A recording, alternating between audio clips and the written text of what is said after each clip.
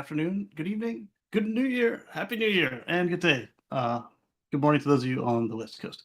Uh, it is January 1st, 2023, and now I'll proceed to mess up the year for a couple times randomly in March. I get it right for a while. How is everyone today? Let me check on the YouTube health because that's a good proxy for all the other streaming platforms.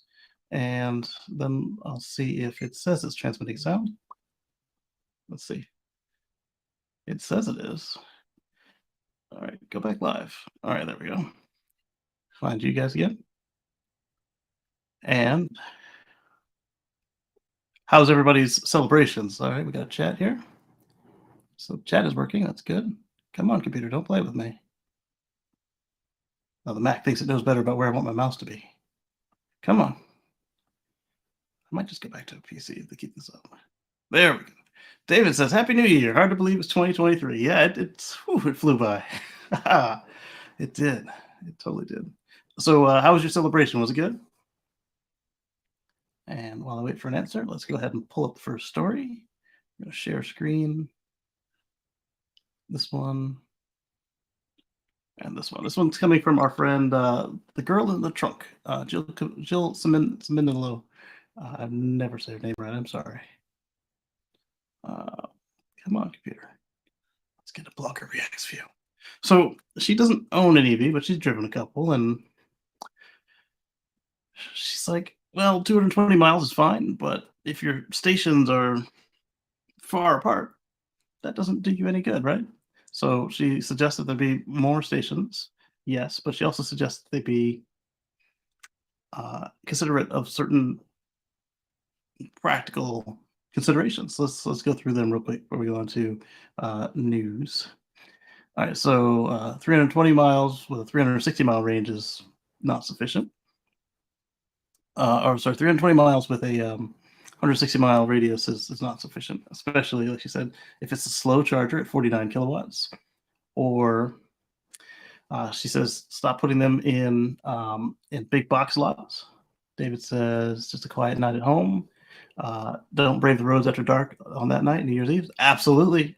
We had some stuff we could have done, and I was like, it's after dark. It's getting close to dark. We don't trust these people not to be pre-partying. So we just kind of stuck to where we were at and had a nice quiet New Year. We watched it on TV, and then there were some fireworks, and then we went to sleep. Moto Man, she she was up the whole time. Just actually not the whole time. She was taking naps. She'd sleep right here, take a nap, and then something would happen, and she's paying attention to it. And then it was time for the fireworks.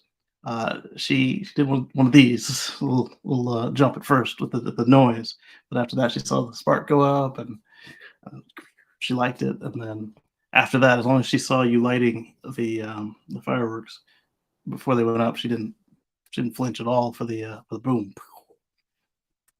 I thought that was pretty cool. It had just rained, so there was no chance of a fire or anything because it had been raining all week. So that was pretty cool. Yeah, quiet is the way to do it right there. Because then, if you're at home, the ball drops, boom, in the bed. Yeah. All right. So she says, stop putting them in the back of the big box lots. That I kind of agree with because she's suggesting that it's for people who are local and they don't need a charge if they're there for half an hour for a bulk bin of pretzels. Absolutely. The only time I might disagree with that is if that big box shop is on the way to somewhere else, like it was on the off the highway. And I still agree with her because there's one in Massachusetts that's going up behind a new mall, and it's not really a mall. It's one of them outdoor plazas, like the malls without a roof sort of thing, and it's behind a grocery store, like by the loading bay. So you have to do quite a walk to get to the shopping, and when they're open for the restrooms, that sort of thing. And it's an active loading dock, so it's not the safest if you're not, if you don't have your head on a swivel, or worse, if they don't have their heads on a swivel, and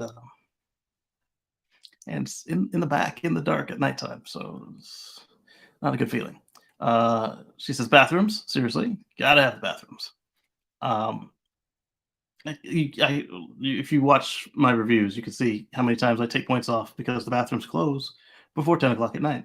I like them to be open all day long, but I get that if you put them at a host, it's not 24 hours a day that they would close with the host, but the host should be open till at least 11 o'clock at night for road trips. Preferably one that doesn't close at all, like a rest area, a hotel, gas station. Those make great hosts for long distance late night travel. She also says that Starbucks, Cracker Barrel, and Panera are the way forward. Yeah, these guys have late nights. Cracker Barrel doesn't mind if you sleep in their lot, assuming that you eat there. And well, Starbucks does close pretty early. They close by like 9, 10 o'clock. I say 9 usually. That's just because they serve coffee, and not a lot of people like late night coffees. Um, but that sort of thing, like where people are in and out all day long, it's a place that you might want to go when you're on the road. I like those. She calls out safety. Having gone coast to coast, 24/7 facilities are a big deal. Absolutely, that's why I almost every one that's open all the time. They start at a 10 for me, 10 out of 10, and then I take down points if the restroom is like uber dirty or uh, there are reasons I take points off, but most of the 24 hours, like if you look, they had to be really terrible for me not to give them at least a 7. And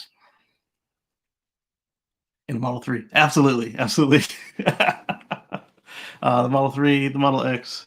As we were hearing this week, or last week, as we've been hearing this past couple of weeks with the cold snap, Kyle and others have been pointing out the Electrify America stations that are down, the EVgo stations that are down because of cold. And I don't know that she calls that out, but she does mention reliability in here, and reliability is pretty important too.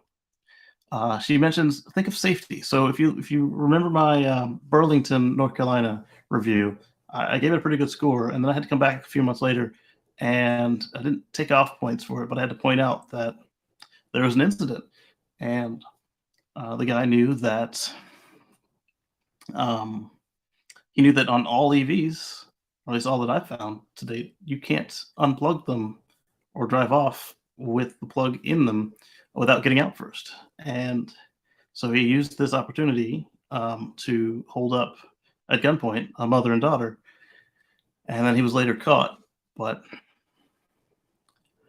this isn't just on the station providers. This is also on the dealer or the dealers, on the manufacturers to make an emergency release. Make it so that if you pull this, it sends a signal to the station.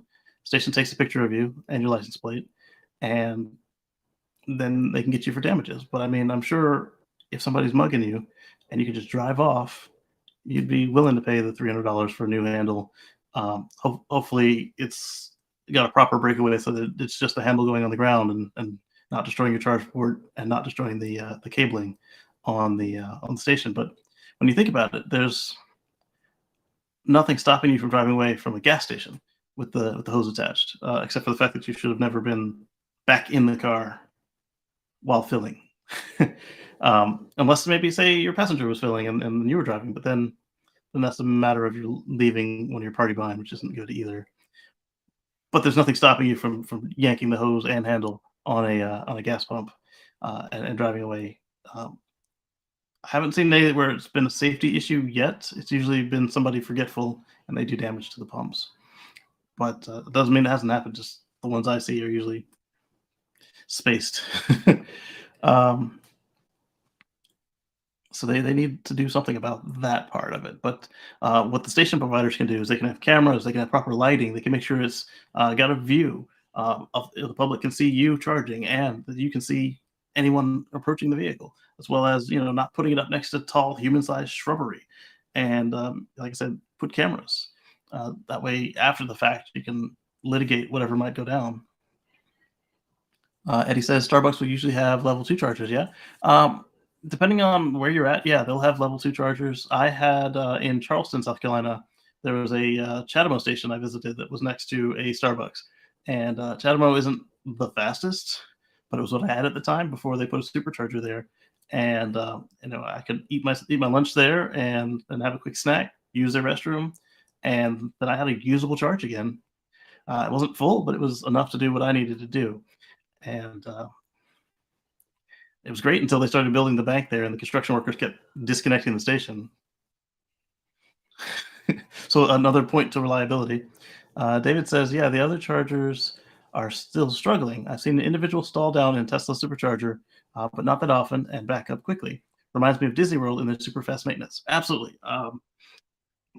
The largest outage I saw since 2012 with me using Teslas is the one I talked about where I cut the line in Elizabeth, New Jersey back at Thanksgiving. Um, there was a whole cabinet down on the V3 supercharger. So that's 4 stalls out of 12 were just missing. And that is the biggest one that I've personally seen uh, due to equipment failure. The other ones I've seen are at Savannah Airport when we were returning from evacuating for the hurricane to Florida. We went to Florida because the hurricane was coming to South Carolina, and on the way back, one cabinet was down, so there were 2 stalls missing, and so that was one of the few times I've actually had to wait at a supercharger, and at Elizabeth where I cut the line, I had to wait 2.5 minutes, and then people were arguing, and so I replaced the black Model Y with my black Model X, and I shouldn't have done that, but while they were arguing, it was fine. Got in and out before they knew what was going on. But that's not the point there. The point is that one cabinet down, 2 stalls, 4 stalls, no big deal. The other times I've seen where I don't know if they were scavenging parts or what, but like the A sides were all fast, but the B sides were all, and it's not that they were, some of them were sharing, but not that they were all sharing. Some of them were just, I guess A and B sides using the same equipment. So what was it? It was one of them crazy sites where the number and letter schemes were mixed. So I'm not even sure that it was A and B sides, but half of them were just slower than they should have been. And again, at the Savannah Airport, where that same stall that was down, it was missing a couple boards. And first, both stalls were slow. And then one stall was broken. And then for the hurricane, they were both broken. The only other mass outage I've seen from a Tesla supercharger was it was after hurricane, and the whole site was down, but it wasn't because of equipment failure. The road was closed, and so Tesla shut down the site in the map so that you wouldn't try and get through the closed town to get to the supercharger. And so, but with that, before they closed the road, or before they closed the station, I guess the road would have been closed first. Tesla updated it such that the trip planner knew that I couldn't go there, and so at that last supercharger before it would have sent me there, this was 2 trips that happened. Once on the last one before going there, it just overcharged. It went to 100%, and then we skipped it, went around it on the highway, and then the other time, I guess we were coming the other direction. Again, that station showed up on the map, then it removed it, but instead of overcharging us at the last stop, it redirected us to another station that was on the path. It added a couple minutes to the trip, no big deal. But it's not like we've been hearing with the other networks lately with the cold, or worse, like where they're got gas vehicles in the way, they've got stalls that have been vandalized, and we have seen cases where like an entire supercharger site has been vandalized, but they quick to get it back up. Vandalism, we've got where they just don't operate up to spec. I was reading about a guy who sold his Porsche Taycan because he was told it could charge at 350 kilowatts, and the most he'd ever seen was 152 kilowatts. And I don't know what he bought next, but that was why he sold his Porsche, he said. And it wasn't just that it was slow. He said constantly iced, had to figure out if the station's working or not. You have to check flood share and see what other people are seeing. And it was not an experience that you want to have after spending over $100,000 on a car. Like, will I be able to use it as a car to go on my trips, to go see my family, go do business, whatever you buy a Porsche for? David says, yes, I often do see slower stalls, but usually I can get enough in 20 to pick up an alternative charger a little down the road if it's not convenient to change stalls. Absolutely, and that's what I do. Is if I get stuck on a slow one, I'll just wait it out until I have enough to get to the next station, or until I see somebody leave, and then I'll swap. um, but oftentimes, by the time the other person is done, it's enough for me to make it to another station and just deal with that. Because the time spent moving is better if you can, versus the time spent getting to 90% or 80%. Excuse me, 80% is really my cut, unless we need the range, because after 80%, the charge rate drops off so far that unless you're already at your destination, it's not worth your time to deal with the slowdown. Just unplug, go on to the next one, and start over there. Um, Andrew says, "Good evening. Good evening. Happy New Year." And so next, she points out a really good one. This is another one I give extra points for. Include windshield cleaners. So I also tack on trash cans with that. And usually, uh, what they'll do is they'll give you one of them gas station trash cans where it's got the squeegee, the water, solvent, and a trash can all in one unit. And they get extra points for doing that and putting it next to the supercharger or within a 30-second walk of the supercharger, because some of the gas stations have the superchargers so close to the pumps that I can see not wanting to buy another trash can and pay your staff to maintain another trash can. But others, like, again, at the back of the thing. So you got the superchargers at the like, if they had a second pump court, it would be this is where the superchargers are, behind the building. Got to go around, and if you're taking a 1 minute or 2 minute walk to get to the cleaner, by the time you get back, it's dry. And so if they're that way, but they have their own servicing, that's fine. But if they're that way and you got to walk all the way to the front, borrow the thing, come back, it's kind of sketch. Eddie says he hasn't done any EV traveling yet. You got to try it. You might enjoy it. Is your volt a 50 kilowatt volt or a full speed volt? If it's only 50 kilowatt, I would probably stick to a local vacation. But if it's full speed, then I would just plan out a road trip and see what you can do. But as we're seeing, make sure that there are alternative stations to the ones that you need on your route. And for Tesla, I used to recommend a better route planner, and I still use it sometimes. I still like it. But if it's a non-Tesla, I absolutely say, hey, don't go without a better route planner to figure out what's going on. David says, anyone watching should understand that 95% of travel never needs more than your home charger. Just road trips if you have home charging. Exactly. The only people who need outside charging um, for non-road trips are people who either are waiting on their charger to get installed, they live in multifamily housing, or they've got some sort of landlord situation where they can't install a charger. In that case, I don't discourage you from getting an EV. I just want you to be aware that it's going to be just like getting a gas car where you have to go somewhere a couple times a month to go do something, except it's going to take a lot longer to do. And I've done it before. I did an apartment, just a regular apartment, with the Model X, and a couple times a week we'd either go to the grocery store that had a level 2 charger, or we'd visit some superchargers, and it was not convenient. It worked. We made it work, and basically what we would try to do is we would just take our road trips and have them line up with charging. And so instead of starting at full charge, we'd get as far as we could go and then supercharge and then keep on going that way. Um, I would do it again if I had to, but I would prefer not to. Um, in fact, we're looking at a couple situations now where that might become necessary for short term, because our uh, our plans have changed. Um, we'll see. I'll let you know how that goes, and I might make a better video than the one I recorded but didn't publish about. Actually, no, I think I did publish one about multifamily and charging. I'll have to take a look. If I haven't, I'll publish that one, and then if this comes up, we'll make another one. But I'm gonna try and make sure it doesn't come up because it was a pain. Um, my son has to be more creative with his long range Model 3 and an apartment, but he manages also. Exactly. Yeah, it works. It's just um, you'll either have to plan your stuff correctly, or just know that it's exactly like going to a gas car, except that your charges, instead of getting done in 3 minutes. As I have a video out there that shows it's not 3 minutes. It's more like 7 minutes for a gas car. You gotta take time out of your day. You gotta get to the station. Got to get off the road. You gotta get in line, get filled up, disconnect, get your receipt.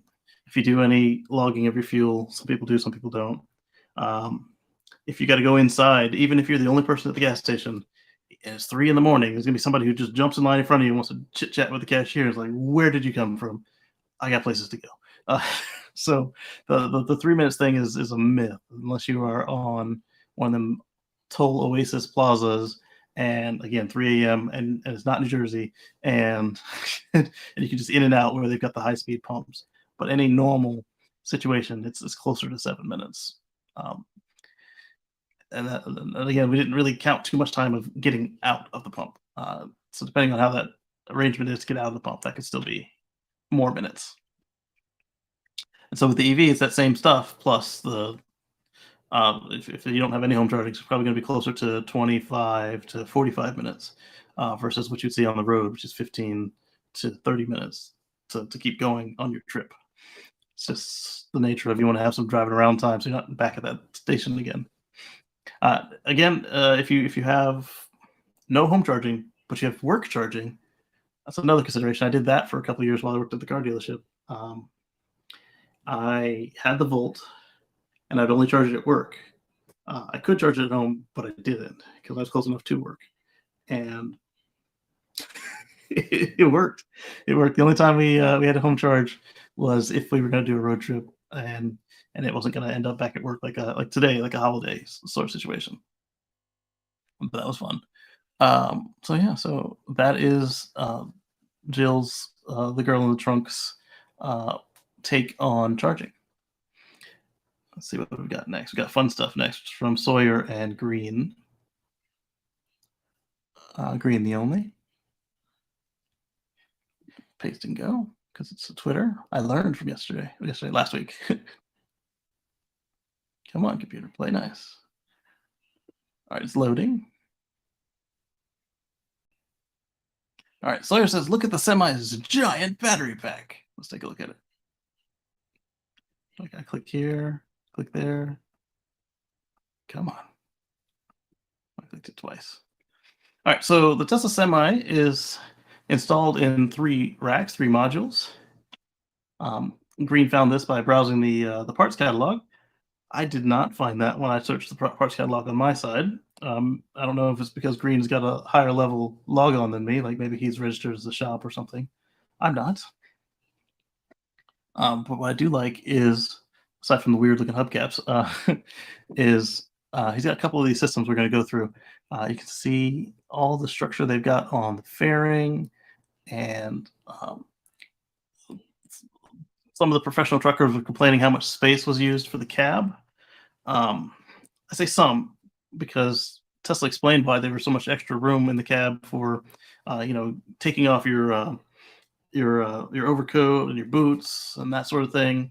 Part of it is also because, just like their cars, the battery rides center and low, and that's actually pretty cool that it's center and low for traction. I was thinking that it might have been up a little taller, a little higher in the truck. It still has the frunk. I don't know why somebody was complaining, no frunk, it's not for me. Well, one, it's not a personal car, and two, you can see the frunk right here. Plus, they showed us the frunk on the prototypes. So we got the hubcaps. You can see like the air connections, everything. I think that was pretty cool. So the batteries are installed in 3 modules. Green says that you can kind of disconnect them at will. I think he means like for service. And so there's 2 reasons that you'd want to be able to take them apart in modules for service. One, if this is pushing a megawatt in size, megawatt hour, then without needing extra special equipment, you're already going to need special equipment to pick it up. But then when you take an engine and transmission out of a regular combustion truck, they don't weigh almost as much as the rest of the structure. So being able to take them out in sections is good for health and safety, logistics, all that. Plus, for your shorter range truck, you can just install 1 or 2 modules instead of all 3. Um, David says, "Looks like it could have a lot of room in that, overhead." Yeah, I'm thinking that, this whole window here, this is the reverse hinge door, suicide door, if you will, and then you kinda come into the cab there. So I'm thinking that this is probably already planned to be their sleeper cab, because right now, right underneath this window on the back wall is a tool chest, but all of the rest of this is just open space to, make it more aerodynamic with the trailer. Alright, so let's move on to some of the other pictures, and then we'll go through what Green has said. All right, so there's the battery again. This is the efficiency axle. So with this, you've got one plaid motor geared for highway cruising, and then this is what we call the torque axle. So this one's got two plaid motors, and they are geared for acceleration. The torque motor, sorry, the efficiency motor is always connected, so you actually have three motors running to help you during acceleration or heavy deceleration event. But this one actually clutches in and with a dog clutch, and it actually allows it to help power it, but also disconnects them when you don't need the torque. And then uh, this one is cooling. I think they called it the super something. I'll have to look at the thread again. So it's got the two super bottles. It's got the heat exchanger, and it looks like it runs through each of the battery packs right here. Yep, it's got a manifold to do it. That's cool. And then that's not the end of the. Well, you know what? This might not be cooling. This could be high voltage. This could be high voltage. Because look right here. Yeah, that's high voltage. Look, there's the charge port door. That onboard charger is huge. Assuming that's the onboard charger. This could be either the onboard charger or the DC to DC or that one. Um, but remember, it's able to take 1,000 volts in for megawatt charging. So on their cars, the charger isn't too far from the charge port door. That's why I'm assuming this might be the charger. I'm also hoping it's capable of 80 amps, because if it's not, then when you're depot charging it without the mega charger, you're going to have a long night. At the end of the pictures, so that's high voltage there. That's either the DC to DC or a charger.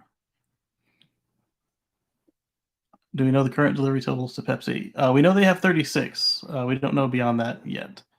Um, some semi-porn for those who need it on New Year's Eve. The modular battery is rated at 1,000 volts. The drive units are cooled with mega cooling modules.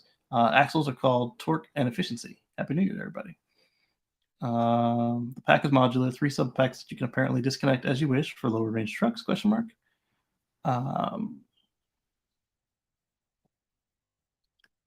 Yeah, he says, am I the only one who thinks that semi would be incredible base to build a custom RV on?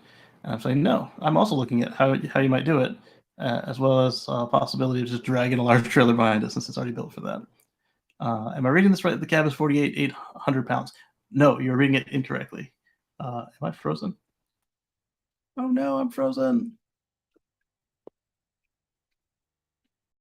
Live. Let's check the audio.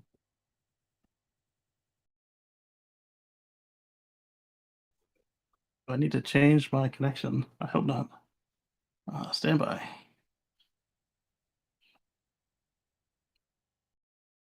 All right, I'm not frozen on the streaming software anymore. I'm not frozen on YouTube anymore. Okay, sorry about that. Yeah, so no, the cab does not weigh 48,800 pounds. It has a max weight of 48,800 pounds. Um, okay, good, perfect. Thank you, Dave. Um, so a max weight of 48,800 pounds between the three axles. And then I think Green's got a picture of that sticker in there, so we're gonna go there next. Doesn't take any trailer space. Can't wait to see the full weight disclosed. You'll be able to see the sunny fires from space. Yeah, if they catch fire, when they catch fire. Not 4680s. All right, let's go to Green. And All right, so he's got some more pictures here, at least 4 more. All right, so this one I think is the cooling system. Yes, so this is cooling and HVAC. Because remember, on the new generation vehicles, the Model 3, sorry, actually Model Y, plus the new Model 3, S and X, and Semi, use the octavalve. Not basically everything after the super bottle. So you got your defrost, heater core. Um, Looks like the same HVAC from the cars, maybe a little smaller, but looks like the same one. Not sure what this is. This might be the battery heater or something to that effect, or the two super octavalves put together. So here you've got the coolant lines going between each of the modules and the drive units back there. And then you can see the radiator a little clearer there, or not the radiator, but the opening for the radiator. All right, let's go to the next one. Then you've got, what are they showing here? The driver's seat, and you got another point there. Look at how much space is above the cab. Like, you could have like an attic up there. I don't know that you'd want to put anything critical up there because look how structural it is for like rollovers and stuff, like the roll cage there. It's bracing over here. There's a center camera down here that somebody pointed out.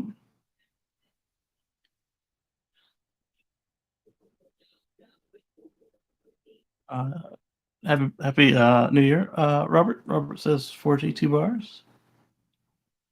Exactly, David. Yeah, no old diesel trucks ever catch fire. Waiting for fiber broadband on the 24th. You're gonna love fiber. I love fiber. Share for Optimus to drive from. Right, exactly. um, but yeah, so you see this little nub right here is a forward-facing camera, and then there's another one either down here or up here. It had both on the prototype, but they weren't going to use both. There's one on the mirrors. And then over here we can see the infotainment system. You got the dashboard, the two screens,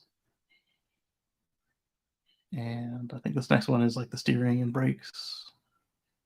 Nope. What is this? There's compute up there. Look at that. Compute there. The camera is up top. I don't know if these are radios or like for the pre-pass, communicating with the way stations. You got something here.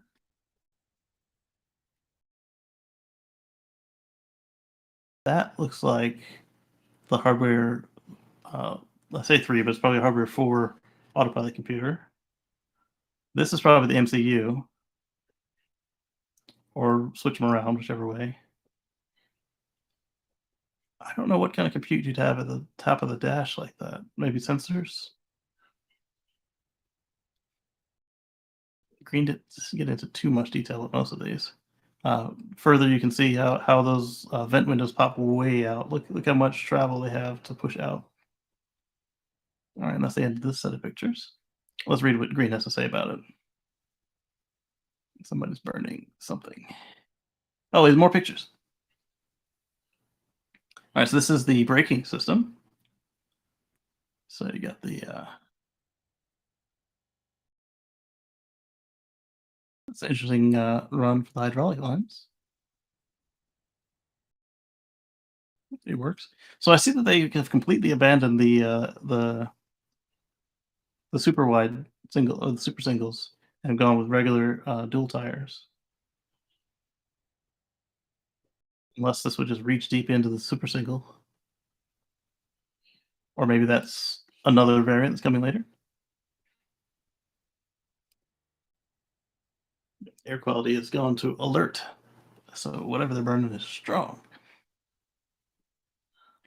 Oh yeah, so here's your brake pedal, and so folks are pointing out how everything was still quite connected. It wasn't by wire anything, but it's probably still the digital hydraulic combo that you got on the rest of the fleet.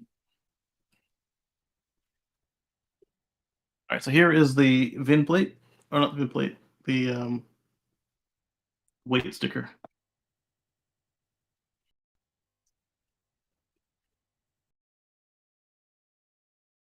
So I got the gross vehicle weight rating. So this is if you grossed out, if you're completely loaded, it's 48,800 based on the axle weight ratings of 12,6 in the front, 18,1 in the on the middle axle, and 18,1 on the rear axle. So let's see, 0.6 plus 18.1 plus 18.1 equals 48.8. Yep. So it's exactly how they did it. It tells you the size of the tires and the rims, and this is something that I didn't expect. The cold tire pressure is just 45 pounds. I was expecting closer to 90 or 100 pounds, um, based on what we know from other vehicles with these kind of tires. Hydraulic or is it electric control cabling? That's hydraulic. The electric is already in the power for the motors and the signaling for the motors. So this is just the mechanical brake hydraulic system. But it is electromechanical. So just like for our cars, where the autopilot or collision braking can step in and command that the pedal come down and apply pressure. I don't know if they're actually commanding the pedal comes down, but they're commanding that the pressure be applied, which makes the pedal fall. So it's not 48.8 pounds. It's 48.8 maxed. So that's with the trailer on it. That's with everything. Like you've loaded up all the pockets. You got a person driving it. All of that. And so if you come in over that, if you come in 48.9, you'll get a massive punishment. All right, so then here is the steering system, also completely, completely mechanical. Again, it's electric assisted, and autopilot can control it, um, but it's not by wire by any means. And then here is what did they say this was? Is this the air system? I guess it looks like an air system to me. Interesting. It goes right along, right next to the brake lines for the hydraulics.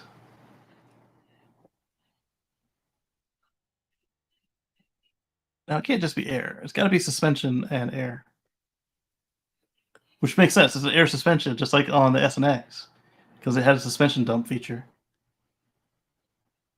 So this is all suspension.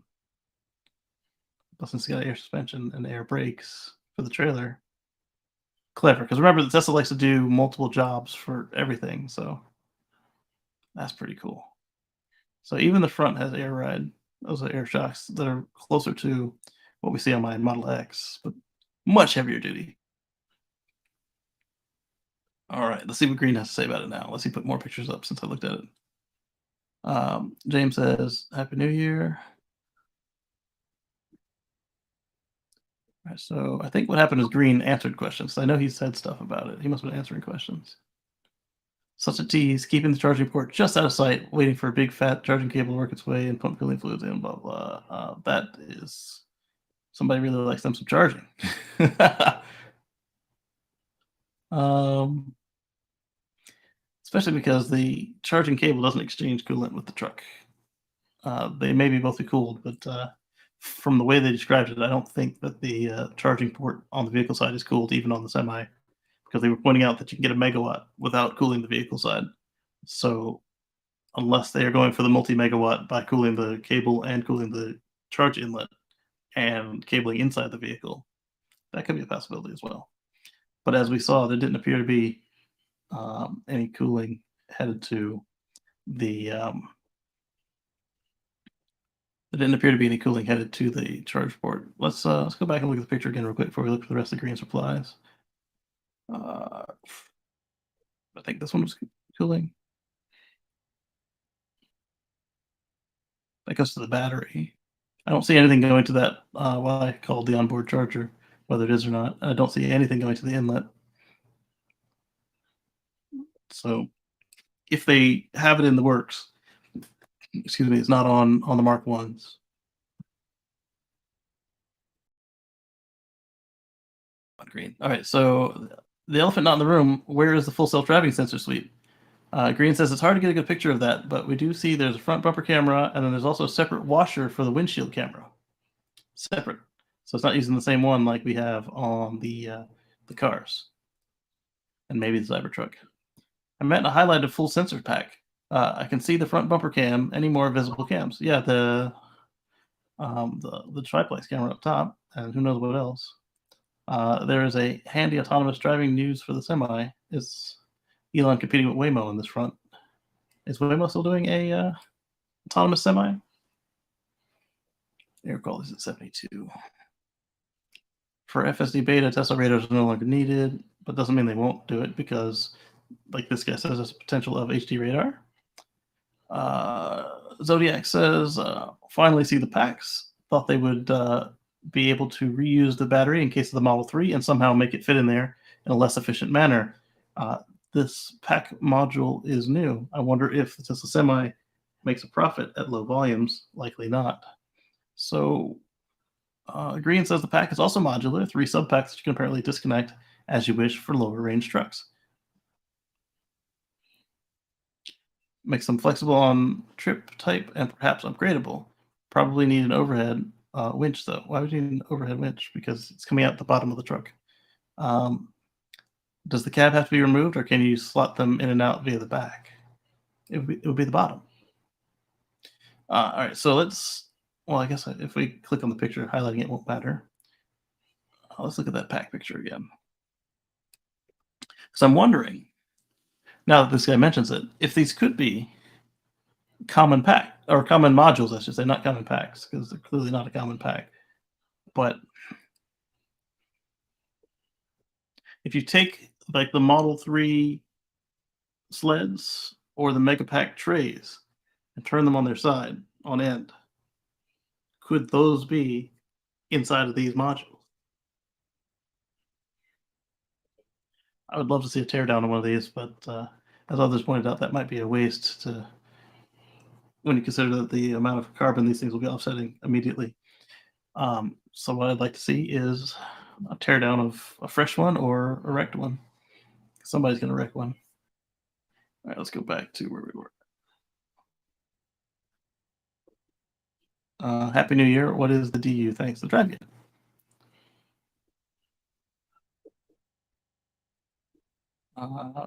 Does it look like the efficiency axle is the rear with one motor, and the torque axle is the second motor with two, or the second with 2 motors? He says yes. You got these pics from the Tesla phone app, vehicle software, and he says EPC, which is Electronic Parts Catalog. And semi's not showing in the list. Thanks. It's not showing in my list either. I don't know. Green is a magician. What about the 500-mile range battery setup? What you're showing is the 350-mile. Also, source files are where? EPC. So he didn't deny that that was the 350-mile unit. So I'm curious now what the 500-mile battery pack looks like.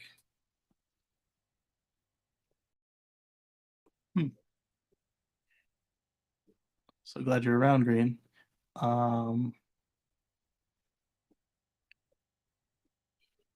Happy New Year to you and your family. Great shots. This is the 500-mile variant. Take away the packs with 3 feet of wheelbase for the 300-mile variant. So I don't know if it's 350 or 500 because Green didn't discount either of these dudes. This one had 2 responses. That's why I clicked into it. Rather, take away one of the 3 packs. The lengthwise indentations are only to accommodate the frame rails. They don't create separate packs. You may be correct. I saw the packs at the semi event in December. In my opinion, these packs aren't physically big enough to hold the batteries to power semi. Well, your opinion doesn't matter for squat because clearly they do it. All right, let's go back. I saw not working on the hydrogen truck on the side of the road, cab coming loose from trailer. Wow, that's not good. Especially considering that hydrogen is a good bit more combustible than a combustion truck. These mirrors, why? The Mercedes Actros 2022. Yeah, that is quite an array of mirrors you got going on, Mercedes. What's going on here?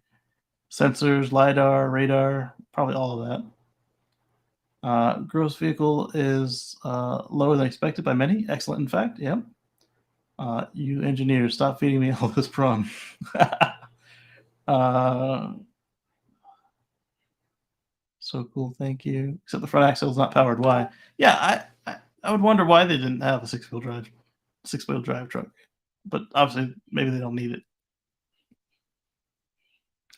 I wonder if they could do it for like specialty, like the people who do oversized towing, and they need permits for all their runs. 18,000 pound rear axles is a bit light. I wonder if they do 20,000 like a standard semi. That's a good question. Do the battery packs have any structural elements, or are they just installed in whatever structure the truck has? That's also a good question. What is the nominal battery capacity? 250 kilowatt hours? Why would it be so low? This guy says no frunk. I'm out. There's a frunk. You can see it in the pictures.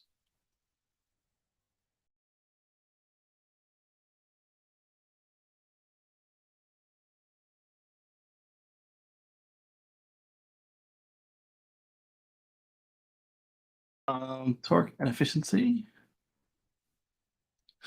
uh, it was many years before I actually saw this movie. Predator. Is it 18650 or 4680? 2170 most likely. Let's see if people say that. 2170. As far as they didn't explicitly say it's not 18650. That'd be very odd for a number of reasons. Yeah, like the fact that they had to get them shipped into Nevada. Happy New Year! Happy New Year! All right, looks like no more from Green, so we'll go back to the top and we'll just actually look at Green's tweets and replies, see if we missed any,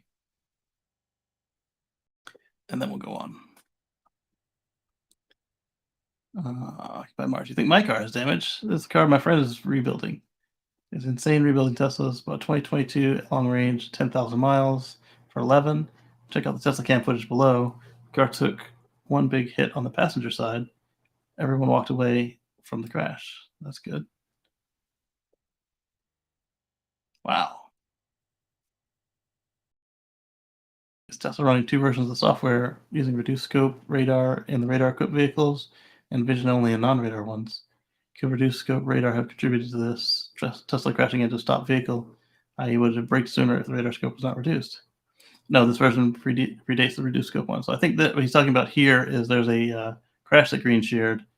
Do you have footage from every angle? Obviously, the car cannot turn on right, but there's a human. Let's look at this one first. I think it's a different crash he's talking about there. Oh no, this isn't even the wow. This isn't even the same one I thought Green was talking about. Yeah, that's quite a mess right there. So the one that Green was talking about was at night. There's nothing directly to the left. There's nothing directly behind. I cannot show you the footage because it's too much of the license plate. So this one is the one I was thinking of. I think. No, this is a different one too. Green gets all these crashed MCUs, and that's how he's able to get a lot of these footage. Let's see what he's replying to. Why am I on this tangent? Because the one crash he's talking about was pretty cool. He's obviously getting into the car in the middle of the highway. So the first crash on this one that Green showed was this, and like all of a sudden there's a person on the road, and I was like, why is that guy jumping into the road? And he wasn't. And somebody else pointed out he could have been getting a baby out of the car, and that's not good because he wasn't jumping into the road. His car slammed into this car. The guy, according to Green, didn't touch the wheel at all, didn't touch the brakes, and all the braking that we see was the collision braking. It wasn't autopilot. It was all the collision braking. But the collision braking uses the brake pedal, and when it does that, it turns off autopilot. So we don't know why autopilot wasn't slowing for this, because it's quite clear and visible. Green says not at the time of the impact. AP disengaged 2 seconds before the impact because automatic emergency braking actuated. The driver did not take control, though, which is interesting because I always assume that AP remains in control until the driver takes over, which is how it is whenever I'm doing it too, except maybe emergency braking is different. but it looks like AEB just disengages. And then he's saying that the license plates are visible. That's why he doesn't show the other angles that he's got. And Green can get all the angles. He can get the pillar cams. He can get left and right, as well as center from the main cam. Uh, a wizard, a magician, and a wizard. But that wasn't that important to what we were talking about. We were talking about the semi truck. So let's see if we missed anything in that thread. Timothy says, "Happy 2023 from Arizona. Happy New Year." We were created. They're arguing over what Tesla considers to be a autopilot crash. That one would count as an autopilot crash because autopilot disengaged less than 5 seconds before the collision, at 2 seconds before the collision. Thanks for the pics. Can you get the high voltage wiring loom? And Green is saying that the high voltage wiring loom is the fourth image, which would be. That was the one where I was speculating whether it was the chargers or not. Yeah, so he did show us high voltage. It popped up in a new window. That's what I'm seeing here.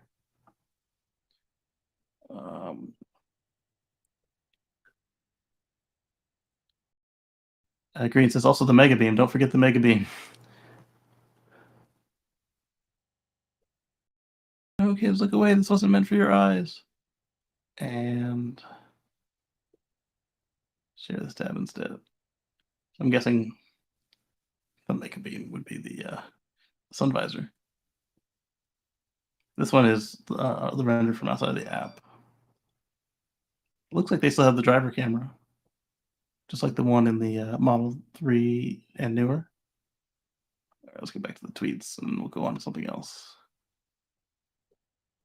Come on. All right, good. We're back. Hard to get a good picture of that, but we do see the front bumper camera because that's what we talked about earlier. Package modular. A very good idea, not definitive proof of anything. The driver has responsibility when driving it with beta software, even if FSD was active. Of course, the driver has always been liable in the level 2 system. So it looks like he's having two conversations in a row about the crash he showed and the semi. Rather wait for the investigation than speculation. That's always wise.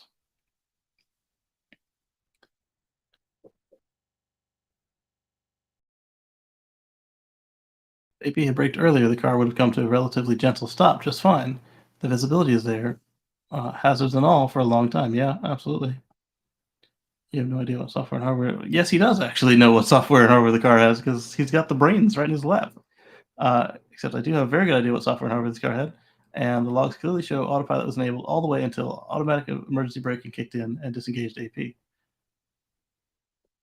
I don't know why people argue with him about stuff that he can prove. I get arguing with him about stuff that he's speculating on or opinions that he has, but not telling him that he doesn't know what hardware was on the car while he's holding the MCU. I mean, yeah, it's possible that it was misconfigured, but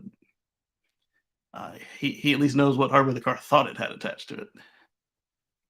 What I'm saying is that the need for automatic emergency braking at all indicates a flaw in autopilot convenience feature. Not everybody thought it's flawless, I hope. Yeah, nobody thought it was flawless. Automatic emergency braking has its own control loop and should activate regardless of autopilot or driver in control. Yes, this is true. Difficulty to analyze without data. Video shows automated braking 2 seconds before impacting crash. Automatic emergency braking slamming the brakes was probably judged to be the worst option. The car might spin, etc. But it did it. It slammed brakes to the last second. Much more important question is why was AEB necessary at all? The car was an autopilot that promises to match speed with surrounding traffic. In particular, AEB is a fail-safe measure when the human body, or when the human is in control normally. Plenty of space to come to a complete stop here. So, Green says this is a hardware 3 car with radar. So, with radar, it might have seen it too. The thing that comes into question now with this is on AP1 and early implementations of AP2 and 2.5, and when hardware 3 was still using the radar has a limitation in its ability to resolve issues. If you're going too fast, too much of a speed difference, it'll ignore stuff. That's why sometimes you'd see it run into stop fire trucks and stuff because the speed differential was too great, and it's just discarding all of them as something to not pay attention to. Now, if this car was doing like 12 miles an hour and they were doing 70, it'd probably still be within the resolution capability, probably. Um, I want to say it was a 60-mile an hour difference or 58, 52-mile an hour difference. If it was depending on which version of the hardware and which version of autopilot, if the speed differential was too great, it gets thrown out, and that was stopped. And the car had radar, and it was before the vision only cars came out. So, with it being stopped, I then question: was the car going faster than that limit? So clearly 65 or up, right? Regardless of which version we're talking about. It clearly isn't the AP1. AP1 was, I think, 50 miles an hour. But to be in a Model 3, it has to be AP 2.5 or hardware 3. So was it too fast of a difference for the car to see it? Or was it just such a weird scene that the car didn't know what to make of it? If it was that last one, the flashers, the hazards should have triggered just like the car does for construction. Boop, boop, boop, hands on wheel. And I'm not sure. Uh, Happy New Year, Mark. Good to see you. I'm going to send you a code if you want to have a little chat with us. We were just talking about the semi. Um, where do I find that? Right here. And then I'll come over here to, whoops, I just opened up the wrong thing. And there we go. Don't feel obligated, but if you'd like to, there it is. And let's go back to you guys. All right, there we go. And Robert says, "Woman in white Model 3 last week was hit and run at a crosswalk." That's not good. So she was in the Model 3, or she was the perp. And it's always disappointing to see that somebody with your car is, being all kinds of names we could call for somebody who does a hit and run. Aside from obviously, if it was fight or flight, and they come out and do the right thing eventually.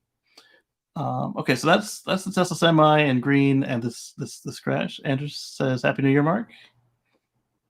And all right, so let's move on from green and the crash, and let's look at this one. Was pretty cool. This one's about Hyundai.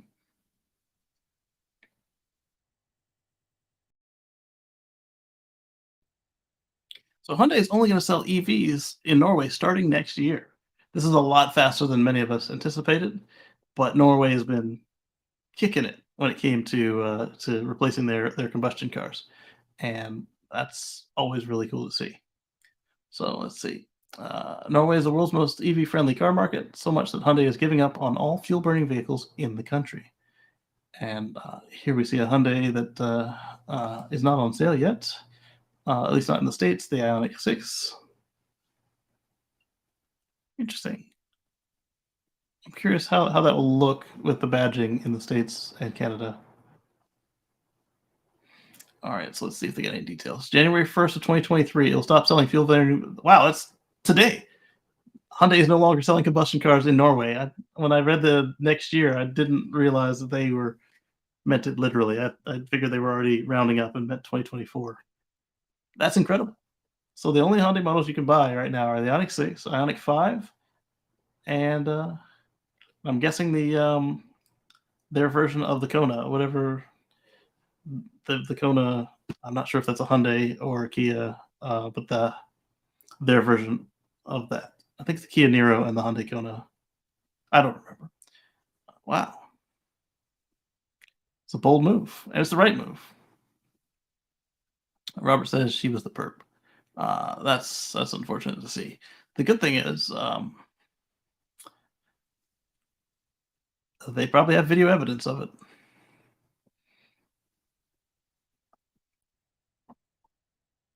All right, what's next? Got 2 more tweets. The tweets I found I can't just click on. All right, so what's this tweet?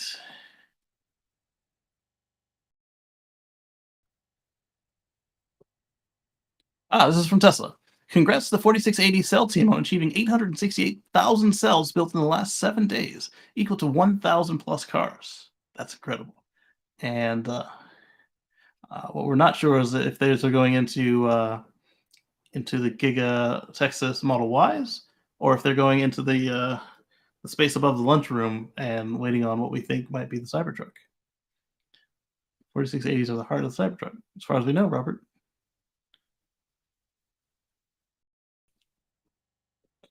Cybertruck and Roadster update would be great Christmas present from Elon. I don't think we're going to see that because we rarely see updates after the car starts to go down the final chute to production. And Cybertruck is there. Here's an update. It won't look like that. Not exactly like that. All right, so 868,000 in 7 days is equal to 3.84 million cells per month. My production ramp forecast that I forecasted back in April 22 predicted a run rate of 4 million cells per month in mid-January of 2023. Well, they're all over it. Look at that. So let's make this bigger. So 1 million cells in 12 months, 2 million cells in 15 months. We're here at 1 million a month in 18 months. And then in 21 months, that was in July of 2022. And September was 1,800. And then 2 million should be right about now. And we see that that is the case. They're at 1 million a month right now for June. So they're a little bit behind schedule there too, because Mark and Patrick and I keep talking about how they're behind what they wanted to do. And well, no, 1 million in 7 days. So they might be on track then. 3.84 million per month. Let's look at this bigger again. 2 million per month. September 1.8. So almost 3 million a month. That would mean that they caught back up and they're back on track again. All right. And who's this guy again? That was Alex. Phil says, yep, the whole thing is built around them. Yes. Have you guys noticed more announcements like this from Tesla Twitter account in the past 4 weeks? They seem about the same, just sporadic postings from Twitter or from Tesla on Twitter. If I were running Twitter, I would push Tesla announcements to an increasing number of users. Yes. Doesn't that number need to be 3 times that just to cover Texas Model Y production? Maybe. So maybe one cell line hit a 7-day record, maybe. And what I recall, this would be the nameplate production capacity expected per cell line. It could be the case too. And if it's just one cell line, it could be Cato Road doing that. Let's look at the picture again and see if we can figure out what factory we think it might be. It's not Giga Texas. This could be Cato Road, or it could be somewhere else. All right, we got another tweet right after that. No, we don't. We got Tesla Friday article.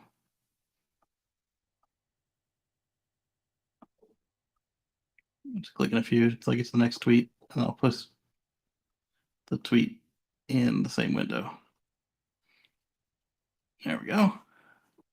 So I can do the next tab feature. And then the Jill Camillo, the girl in the trunk article came from Ardan. I guess I shouldn't have to specify Ardan because the only time I'd talk about Dan the liar would be when we're talking about O'Dowd lying on anybody's automated system. All right, so my browser is frozen again. There we go. Control A or Command A. Seriously? All right, let's check. Let's check the live. Make sure it's still receiving. It is not receiving, is it? All right, so it's not a problem with my connection. I think it's a problem with the amount of browser windows I have open. And I don't want to reset that.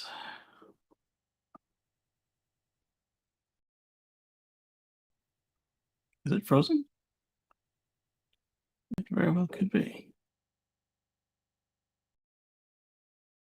No, it's not frozen. David says victory. They can't sell the fossils in Norway. Nobody to buy them. Good point there, Anders.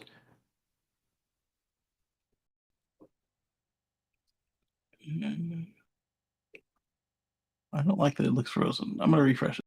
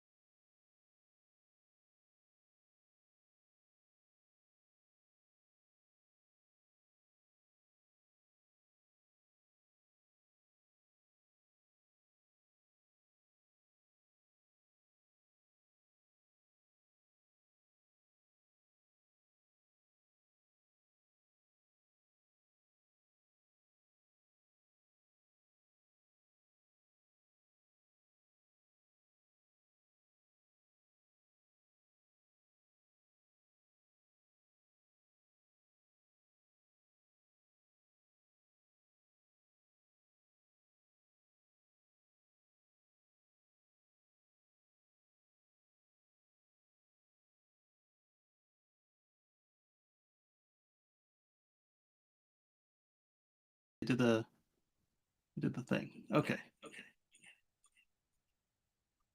Close that back down.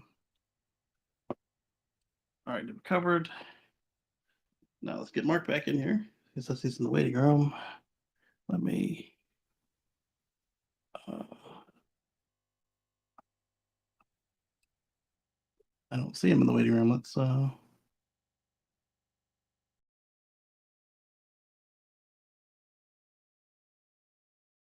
There it is. Okay, and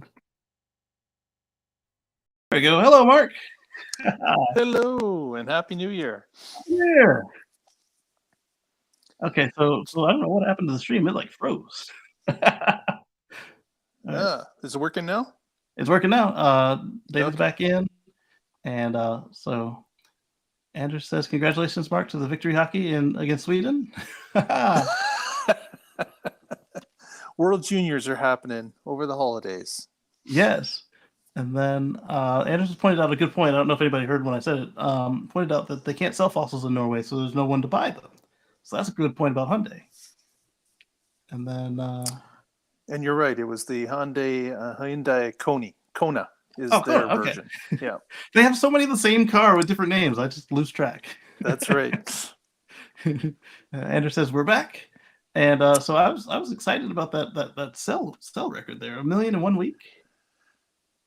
Yeah. What 860,000 in 1 week? That will produce 1,000 vehicles.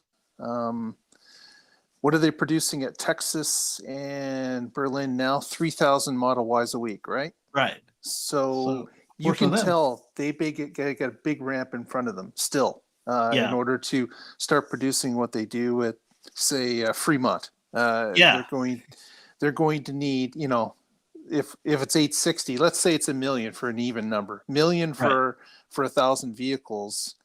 You're going to need what, on the order of 10 million batteries? Yes. To produce, just 10,000 vehicles. So, and that's just Model Ys, assuming that they're not talking about Cybertrucks. Exactly.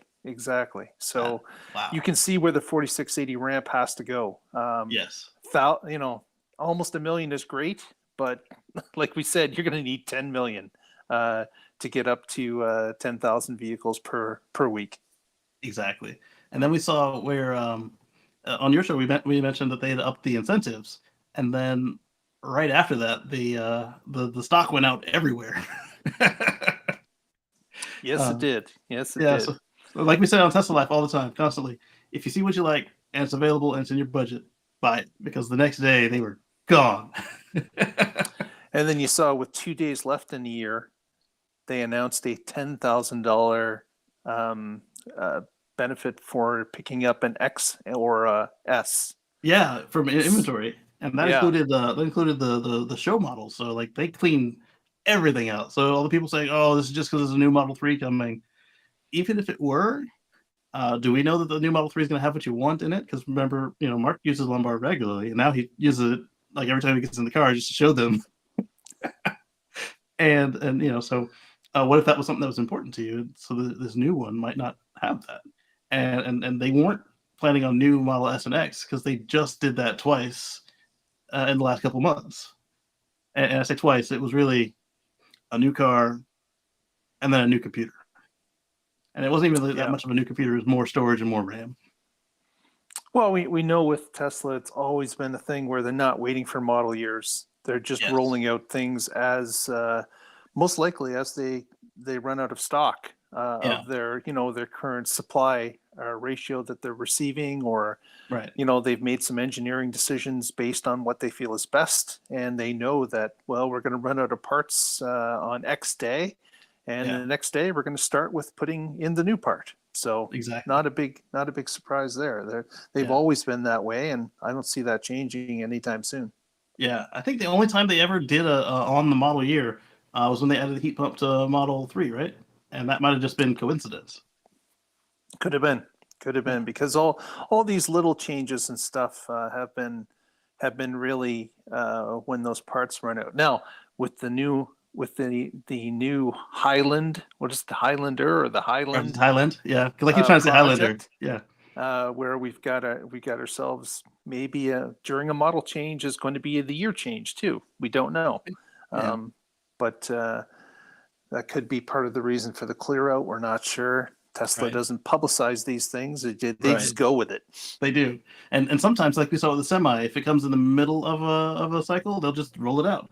But other times, like if they do get a year change, typically they don't change their years over till the calendar year changes. And that Model 3 we talked about, where they did match a bunch of changes up to the model year, that one rolled out October, November, whenever they got the approval, they rolled it out. But that might have been the same situation. They were out of parts. Got to do it. Yeah. Otherwise, we're going to stop selling the Model 3 until we get approval.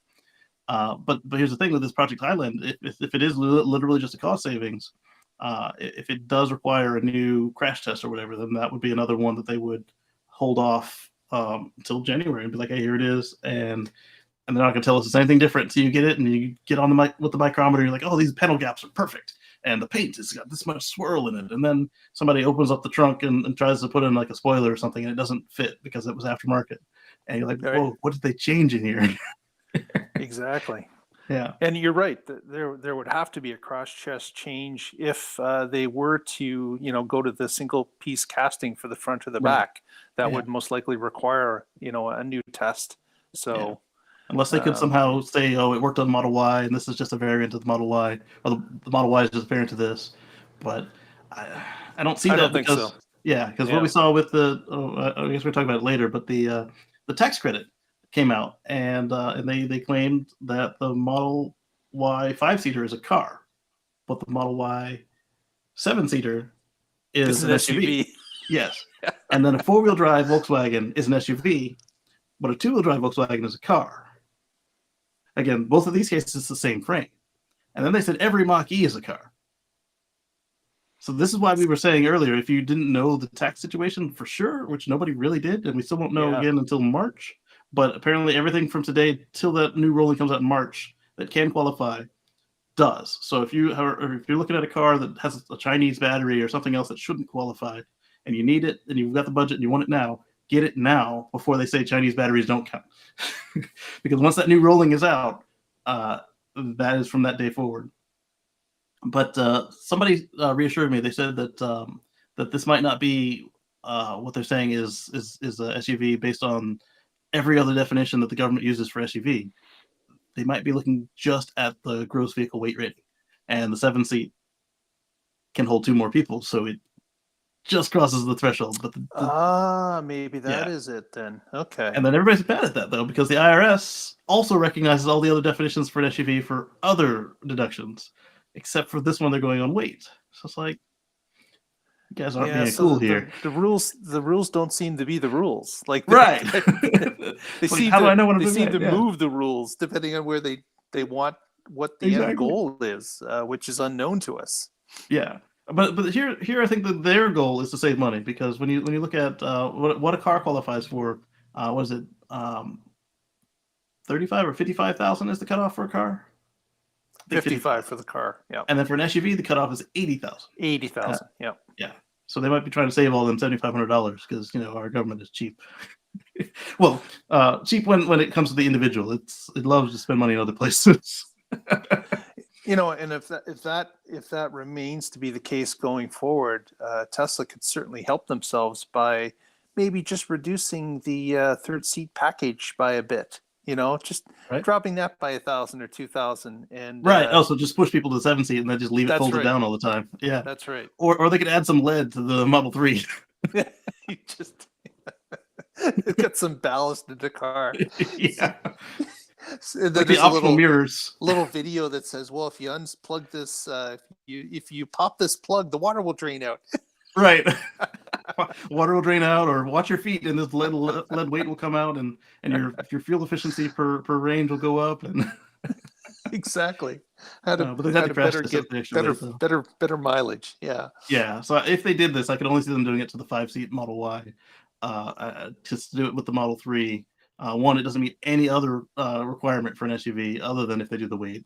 But the Model Y meets everything except for the weight on the 5 seat. So like Mark said, they could do like a water ballast, or they could just make the 7 seat standard for a little bit. Or Tesla is known to help us out with these little tricks. And I say little tricks, they don't cheat because they're a large company, and to break the law would be very expensive for them. And we already know they don't like to spend the money on telephones in service. So they're not going to take any heat for us.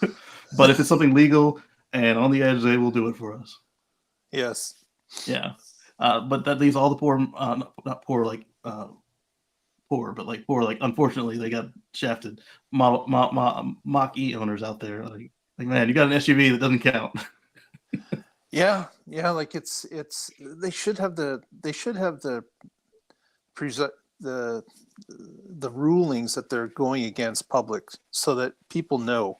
And I understand this not just use a list of cars that's just been released. I get it. Yeah.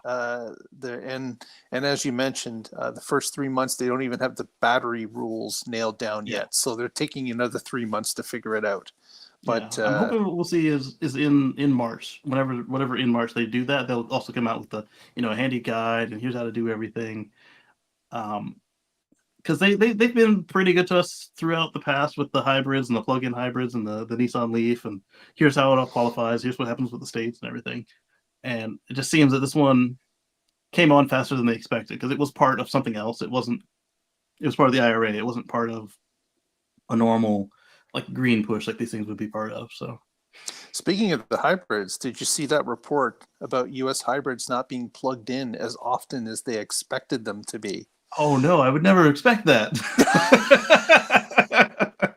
So even though some of these new hybrids are qualifying for this rebate, this report had indicated that they noticed that based on the manufacturer's reports that are obligated to come into the regulation department, that they're noticing that hybrids aren't being plugged in, that people are lazy and not plugging them in 100% of the time, and instead running on gas.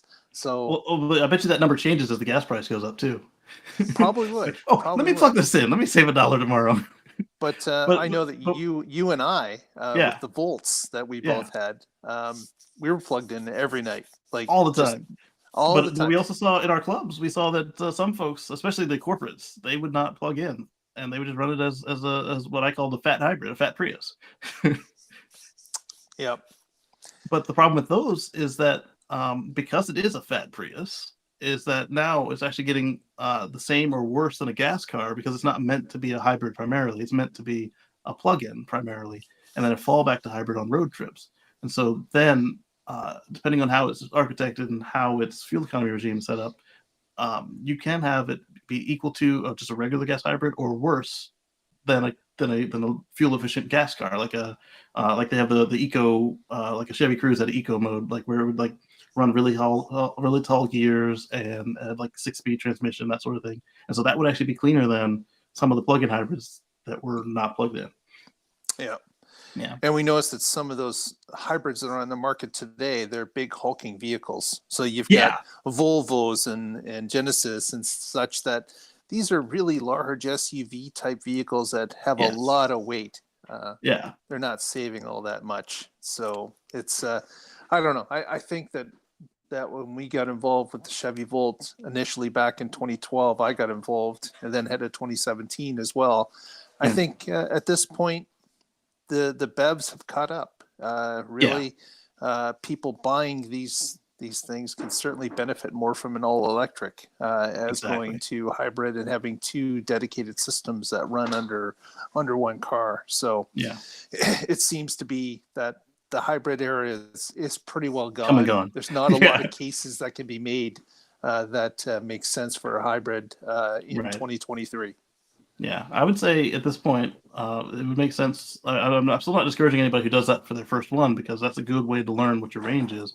But for the manufacturers, I don't see it being feasible, because now you've got to train your service staff, and they've got to have double the equipment because you need motor repair and engine repair, and then you need like a double lift, and it's a bit of a mess. And then we saw the reports that this is going to be the year that some of the manufacturers, probably Tesla and Ford, are going to get to price parity between their cheapest battery, or probably the mid-range battery car, and their mid-range gas car. They suggested cheapest, but I'm thinking they just mean not the luxury SUV. Yeah. Especially the way the prices were last year. They were all over the map, up and down, left and right. Yeah. So one thing we did see at the end of last year, right after Christmas, like we saw that right before Christmas, everything had cleared out because Tesla increased their promotion. Well, the next thing we saw was that the day after Christmas, on Boxing Day, the entire lot at Fremont was full of cars again. So, like, they were just running full speed, and they probably were. And then we saw was it Fremont or Giga Texas, that they actually moved the employees. They displaced the employee cars with more cars to be delivered, and that was awesome. That was Fremont as well. They cleared the south lot. Wow. And they were using that as a pickup center right from the factory. So that was another move to allow them to push more cars out with not having to shuffle them down the road to a distribution center. Yeah. If I didn't have to pay that 15%, 10% California car tax, I would have definitely considered doing a factory pickup on my car.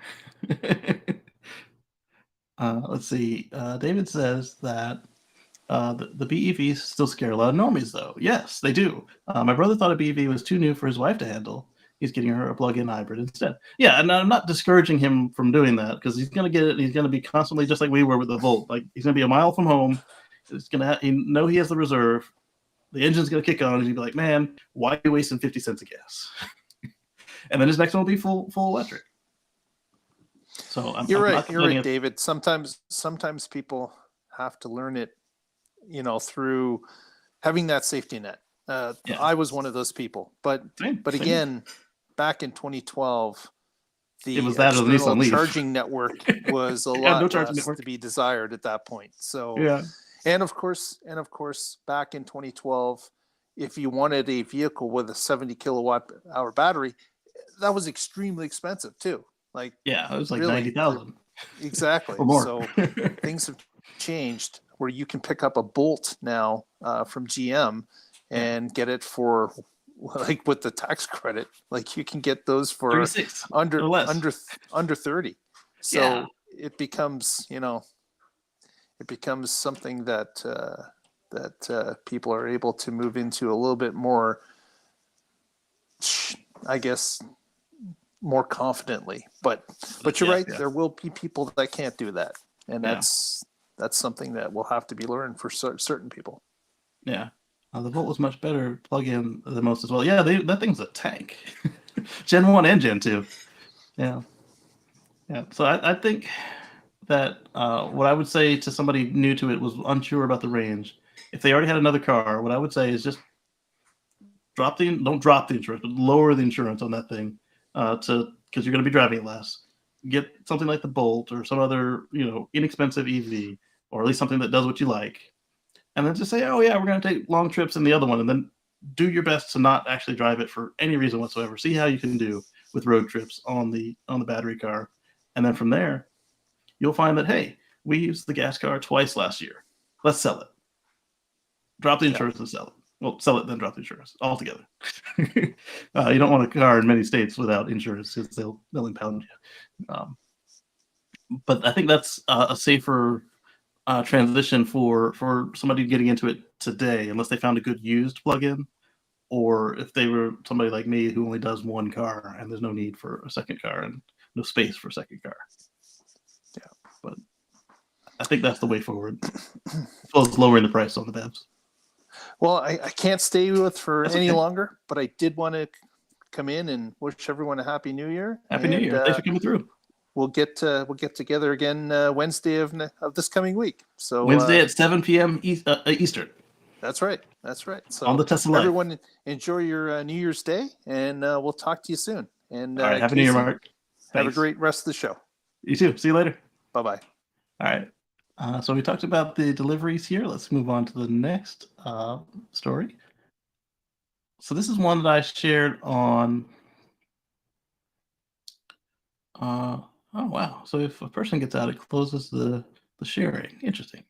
Oh, I see what happened. I clicked close before the thing happened. So this one I brought to What Drives Us, and it's about a guy in Canada who really wanted him some Vietnamese food, and he made himself a snowplow to go on his e-bike, and got his Vietnamese food. There we go. That's all I had to say about that one. I think I got another one about a bike right here as well. And this one I also shared on What Drives Us because we were talking about bikes already. Excuse me. So Bike Maker 630 presents a bike that was really made to haul kids around, is the way they seem to be advertising it. But we talked last week about the cargo bike that had a 250 watt motor. And people were saying that it was a low wattage motor. Well, now this vehicle here that doesn't haul any cargo, excuse me, just a adult and two children. It's got a 750 watt motor. That's ridiculous. Space for their school bags or more batteries. Look at that. That's all I had to say about that one. I thought it was pretty cool. Because, if we can reduce the number of cars on the road, that will help. But like I said, I don't do much with bikes these days just because of where I'd have to ride. So this one was Kilowatt.page was pointing out the case for the NACS, which is the North American Charge Standard, over the MCS. He's suggesting why Tesla should, I say he, but I don't know that for a fact, suggesting why the Tesla Semi should use NACS instead of the MCS. The MCS 2 connector that we saw on the spy shots of the Tesla Semi chargers earlier this year or earlier last year, it is not a system that the MCS or the Charin group members can really use because there is litigation over the design of that port. So we saw them switch to that triangular port that is MCS 3, and they also increased the capabilities of it a little bit. So let's see, what we know or believe is that a fully loaded Semi with today's batteries can go 500 miles on a charge, 8 hours of driving at 62.5 miles an hour. Mountains don't have much influence, but cold, speed, and weight do. Most trucks are not at maximum weight all the time. This range will only get better as battery tech improves. Semi-truck will use a 1,000-volt powertrain, which we just saw from Green confirmed it, in addition to what Tesla was saying. More vehicles coming with that, they said. So the Cybertruck should use the same 1,000-volt architecture as well. Probably a different pack than what we saw, obviously, because that pack was huge. maybe even the Roadster. Tesla made a megawatt charger and will deploy it as V4 of their supercharger starting in 23. This will generate a nationwide network of 1 megawatt chargers by the end of 2024. And then, as we saw at the unveiling and as we saw at all the spy shots of the Tesla Semi deployments, as I speculated, that it's 1 cabinet per stall versus on V3, which is 1 cabinet per 4 stalls. And so if you take all the 250s and put them together, you've got a megawatt. So I think that V4 will come out way faster than we're expecting. I'm wondering how the shipping will be on that for the prefab chargers, because currently you've got, for the V3 prefabs, you've got a long strip of concrete, which is the length of 4 parking spaces. And then you've got the cabinet on there. So I'm wondering if they'll still prefab it and it'll just be stall cabinet, stall cabinet, stall cabinet, or if they'll be no prefab V4s. I don't know that you'll be able to do a prefab V4 for semi charging, just because of the amount of real estate you'll need to take up, because it's got to be able to maneuver without dropping the trailer. Let's see. Tesla developed the megawatt charger and will deploy it as a V4. They'll also generate a nationwide network of 1 megawatt chargers by the end of 2024. NACS supports 1 megawatt plus of charging. It supports 1 megawatt today without cooling the vehicle inlet. And when they announced it, there was no vehicle that required 1 megawatt. This is correct, because when they started sharing it, the Semi was not yet a thing. Well, it was, but it wasn't announced and it wasn't on sale. Well, it wasn't announced that Tesla was using V4 on the Semi, I should say. I almost certainly put this plug on at least some V4 chargers in some of the vehicles. NACS have been tested up to 900 kilowatts, which now that we know was probably on a Semi or a test rig without cooling the vehicle connector. Cooling the connector is not a problem for Semi. This is true. You got a lot of extra area to deal with. And Cybertruck may not need to cool the port, but if they have the parts, why not? Good point. V4 will be used for Cybertruck. We know because they told us at the Semi event. Tesla loves to share components between cars, as we saw on Green's findings that the Tesla Semi was using a lot of parts from the cars already, and Tesla already showed us this with the dual opto valves and the plaid motors, etc. Oh, and this guy says the same thing. Leveraging all the learning from the other products and full vertical integration. Let's see. Semi drivers must take a 30-minute break for the first 8 hours of driving. True. California tried to enforce 30-minute breaks after 5 hours of work, but the trucker union sued successfully. So 11-hour driving limit per day gives you, at 65 miles an hour average, he kind of jumped there. 11 hours gives you 750 miles and takes 7.5 hours to drive 500 miles. Tesla will have 50,000 semis and 50,000 Cybertrucks on North American roads by the end of 2024. They'll give a large majority of semi-trucks and a likely majority of pickup trucks. MCS is not final. This was something I didn't realize, and is huge because J1772 and CCS were both not final when Tesla came out with the Roadster and then the Model S. So the Model S, they didn't announce any sort of fast charging. They included it, but they didn't announce it. The Roadster needed AC charging, so they came up with an 80 amp Tesla 1 connector, TSLA 1 connector, and it was different than what we see on the NACS board substantially. But they did come up with an adapter to J1772, and it could charge at the full 80 amps that J1772 can handle. And the initial Model S's could do that as well if they had the dual charging option. And then later cars like mine could do the 72 amp charging. And then for some reason, Tesla dropped it down to 48 amps. And I hope that is not a limitation on Semi or Cybertruck. But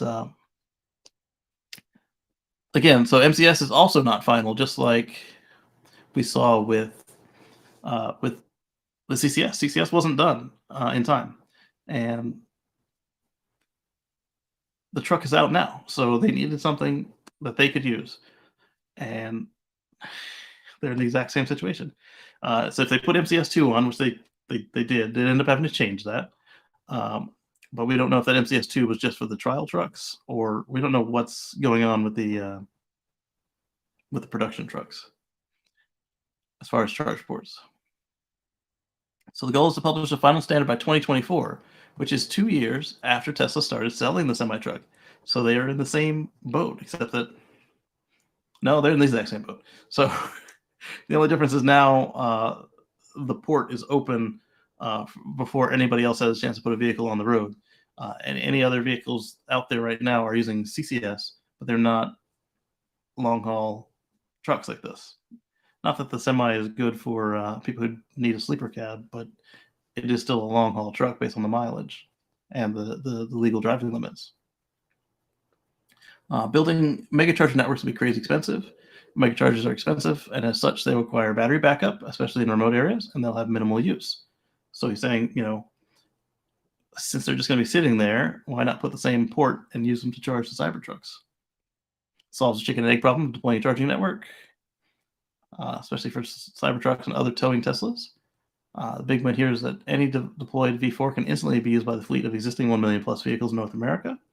Installing 12 V4 superchargers at a truck stop in Minot, North Dakota will expand the supercharger network for all Teslas.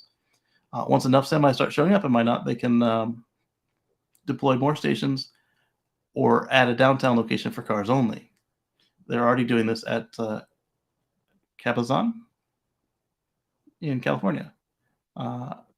In Yoker in California is not as spacious, but semi could use the pull-through. And that's pretty cool right there, too. It's like if you have an emergency and if they all have the same plug, then the semi is not stranded and needing a record to come grab it. You can just pull into the car, supercharger. If it's a pull-through, it's good.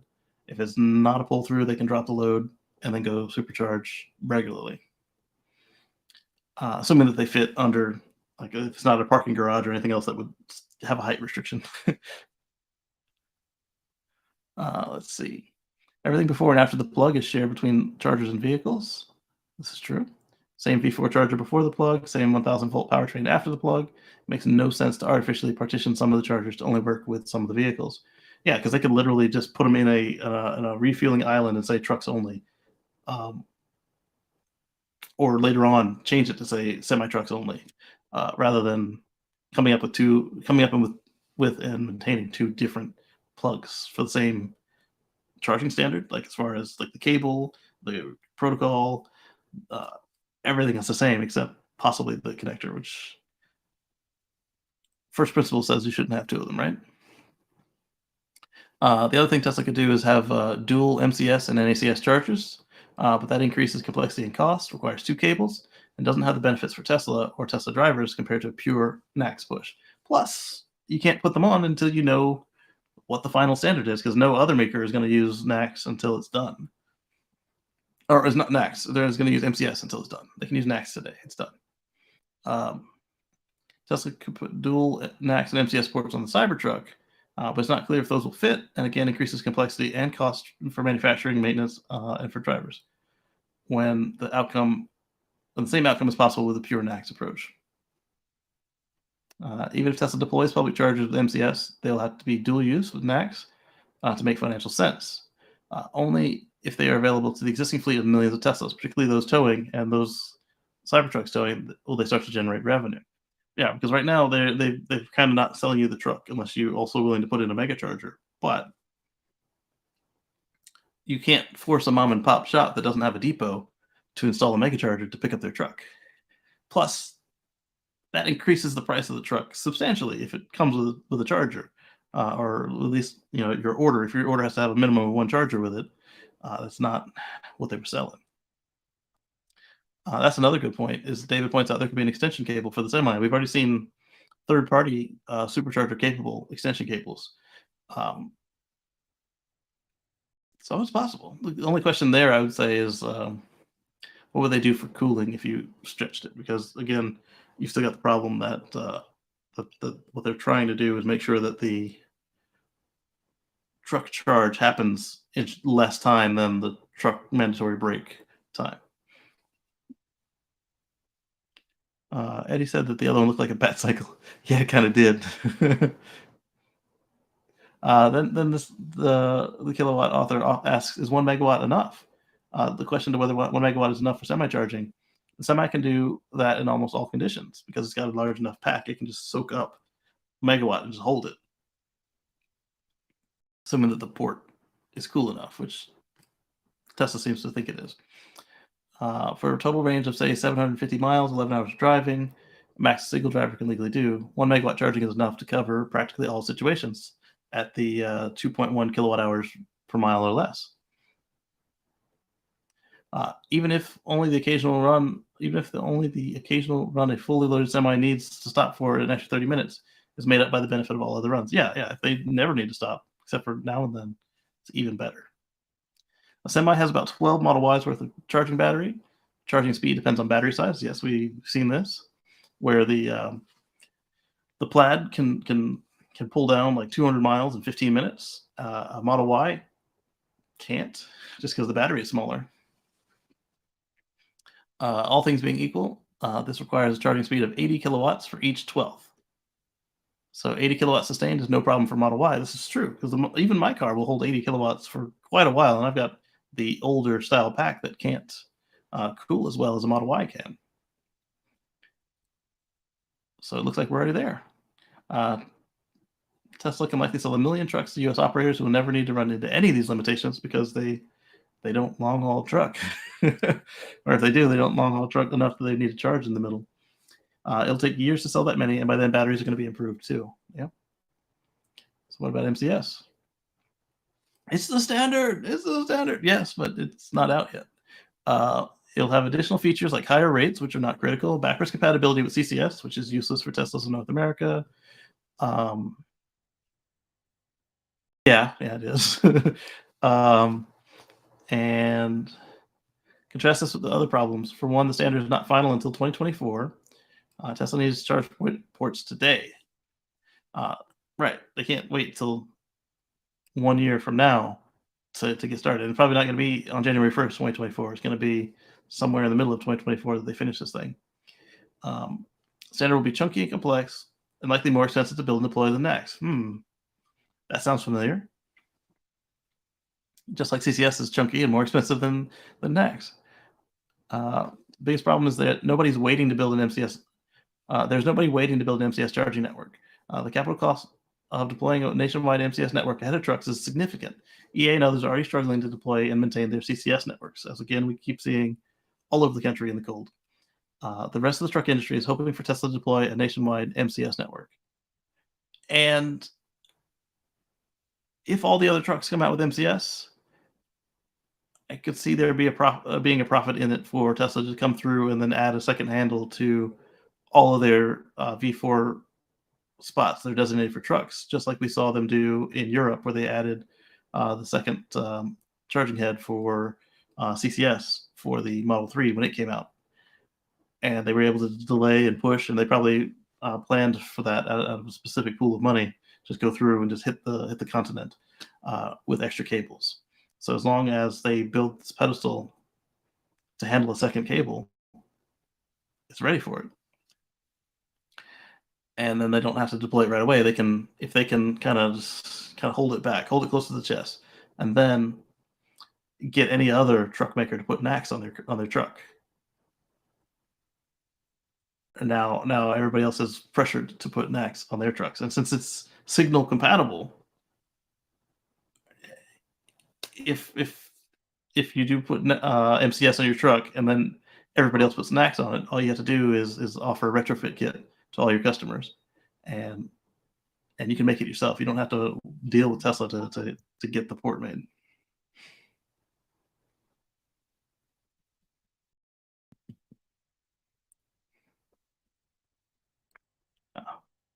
Best Buy always likes to try and get me to care about their sales in the middle of the show. So MCS is likely going to be the standard in Europe. I mean, because in Europe you need that 3-phase power at the car charging. You don't need that in the States. In fact, it's not available in the States. Tesla's a member of Charin, but Tesla won't ship semis and pickup trucks in Europe until long after 2024. There are also other providers in Europe that might deploy MCS charging points, and MCS will be compatible with CCS, which is on pretty much all Teslas in Europe already. There we go. So that'd be funny if they put NACS over there as well.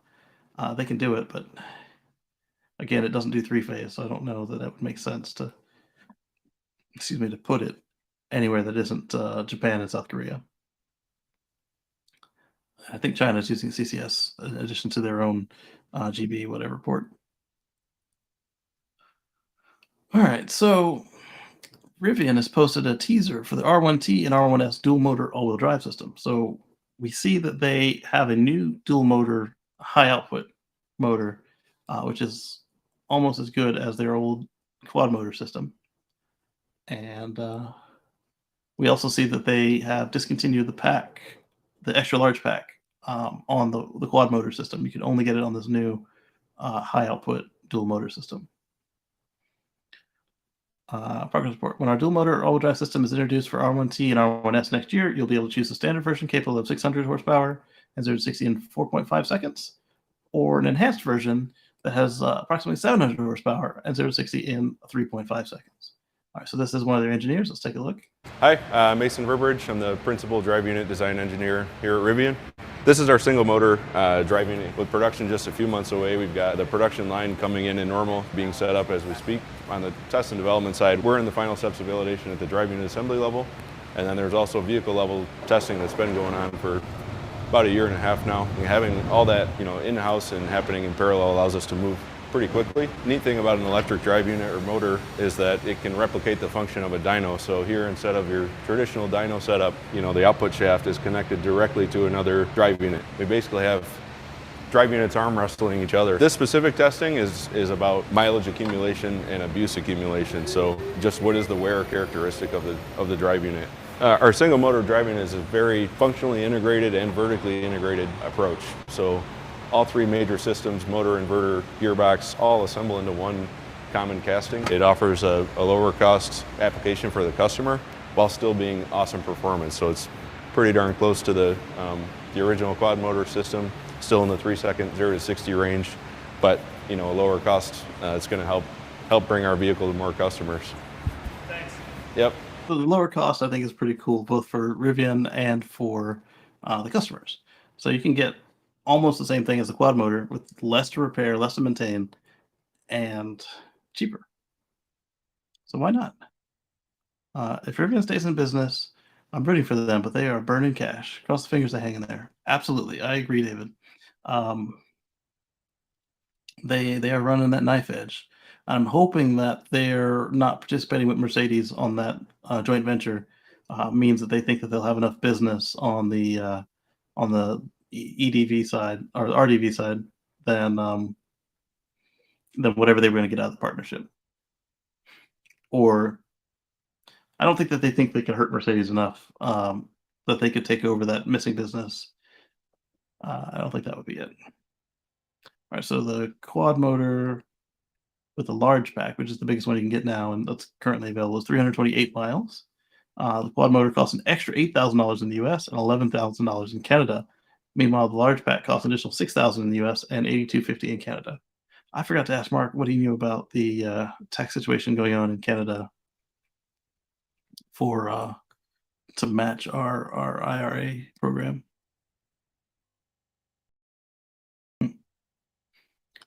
All right, so let's see.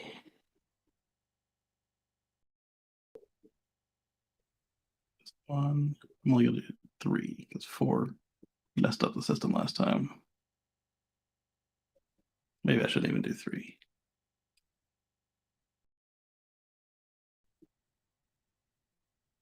I'll do 1 more. Hope it doesn't crash. Then we'll switch. Share the tab instead.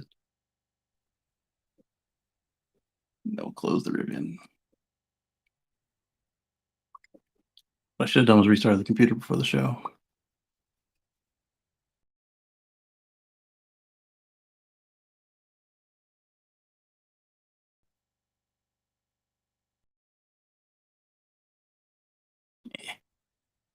There we go. We're back. Is it spinning still? No, it's not spinning. How's the audio sound? Okay, so on my checklist, restart the computer before these shows. Japan's first off-scale or large-scale offshore wind farm just came online. Welcome to the modern era, Japan. Don't need that coal stuff. Japan had shut down a lot of their nuclear plants at some point, and it's glad to see that they are continuing to not focus on the nuclear stuff, or not nuclear stuff, but the combustion stuff. They're bringing the nukes back online. They're putting more renewables out, and they're making a real push to make sure that they take care of the environment and keep the cost down for their citizens. Always good. What's up, Dan? What's going on? Happy New Year to you too. I know it's been a while. It has. Time. I was just coming on. Yeah. Real quick, I wanted to go back to the Mercedes Rivian piece. I think it's going to be similar to the Ford issue, where they did announce a partnership and then they left that partnership. Yeah. So I think it's going to end up being one of those. If it goes that way, we should expect to see announcements on an electric van from Mercedes. Yeah, that would actually be pretty smart, and also at the same time also make somebody think twice about doing a partnership with Rivian. If everybody enters a partnership with them, gives them a bunch of billions of dollars, and then doesn't do anything with it. That, and I think it's a trade of money and technology. Yeah. If it's similar with Ford, because Ford jumped ahead really fast after Rivian's partnership and investment. So I think it's something of that nature. So if history is any indicator, I want to see if Mercedes comes out with their van about the same time that Rivian will do. Yeah. And David says, good for Japan. Less reliance on them on foreign oil and coal, the better. Absolutely. Because when you look at who has the oil that can get to Japan is Russia, and who has the coal that can get to Japan is North Korea. And Japan doesn't want to be involved in either of those two. That is true. Not that nobody else can service them, but that is the most efficient service for those two fuels for them. And so right now they pay the extra shipping fees because they don't want to be involved with those two countries. They pay extra shipping fees to get oil and gas from countries that aren't trying to wipe them off the map. Yeah. All right. So then Elon Musk tells employees not to be bothered by stock market craziness, which later on when I saw the actual email was not the focus of the email. The focus of the email was he wanted people to do an end of the quarter push, even though he keeps telling us time and again that they don't need end of quarter pushes and they shouldn't be relying on them. And then he does it again every time. But I think what's a little different about it this time is it's an end of the year push. You want to clean out house. You want to have nothing on inventory. You want to have all the cars sold, and you want to have a record quarter. So I get that one. But if you could just do end of year pushes and not end of quarter pushes, it would stress the staff out a lot less. So let's see if they have email in here. That's the end of the email. They don't have the whole. Usually, Electrek has the whole email in there, and they do not this time. Real quick, while you're looking for that for Elon. In the long term, I've said this before, I don't think it's going to harm the company overall. The end of your pushes or the dip? The pushes, the distractions, basically anything. I don't think it's going to distract in the long run. Yeah. We're witnessing the birth of a new automaker / company that successfully has saturated the market, if you will. They single-handedly caused Nissan to redesign the Leaf.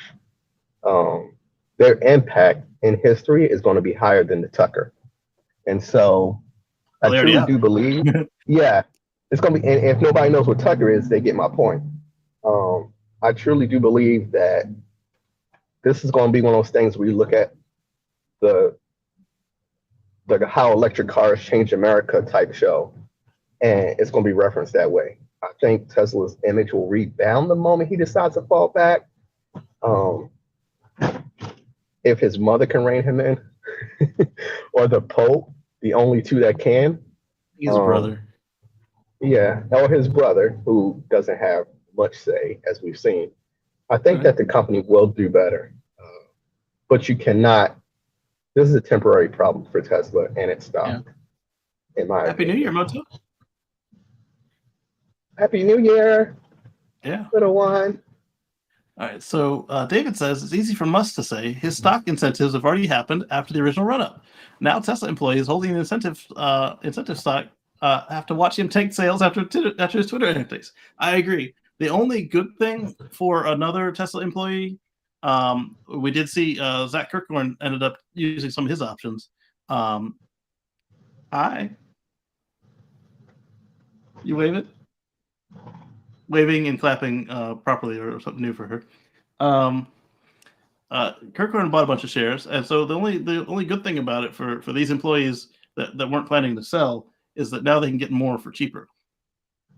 So Yeah. hopefully they can take advantage of that during their open purchasing periods.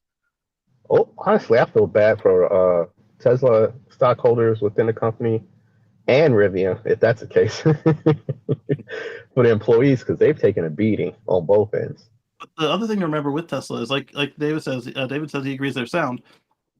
Excuse me. They are. They're not taking on too many more loans. They're paying cash for everything. They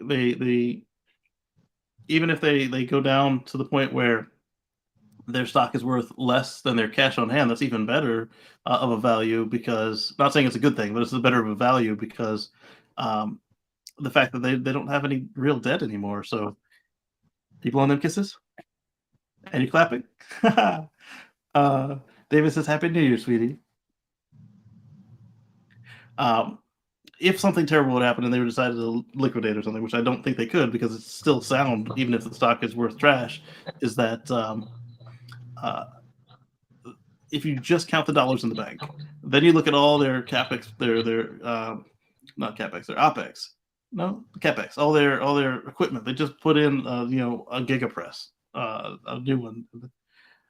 They've got all these factories going up around the world. I think that they're healthy, and the stock market will adjust to reflect that, even if Elon keeps running his mouth and scaring people, because you can't argue with what they're actually doing. The only question then would be if right now he's aligning himself with folks that don't actually purchase electric cars. Not saying that Yeah. no conservative people buy electric cars, because when you look at the definition of classic conservatism, when you look at where the EPA came from, that was Nixon. So you look at people who are closer to the center or closer to the actual definitions, yeah, it's in their best interest to save the money, save the planet, all that sort of thing. But when you look at the people who are running things right now, they don't buy electric cars. He's lining himself up with those people, and right now politics is very, very divided. And so if he successfully fully integrates himself into their camp, then the people who currently buy electric cars on both sides won't necessarily be interested in continuing to do that. But that is true. If you look at people who are looking at the pure numbers, like the people buying the semi truck, then they will continue to do what makes the best sense for their pocket. But I can see this cozying ending up hurting a little bit, but I can't see it killing the company I unless agree. he gets up there and starts doing Heil Hitlers or something. Yeah. I believe this is one of those instances where he's too much of a public figure and CEO/owner of a company to be pulling a move to where he aligns himself with one particular political side or not. This is too much of a volatile time for him to be aligning himself. He seems And to have he's stepped back from that. Like, he said some stuff this week that really confused people again. They're like, "Wait, are you?" Like, he was cheering on Greta Thunberg after she got Andrew Tate with that sick burn, and then again where he got arrested.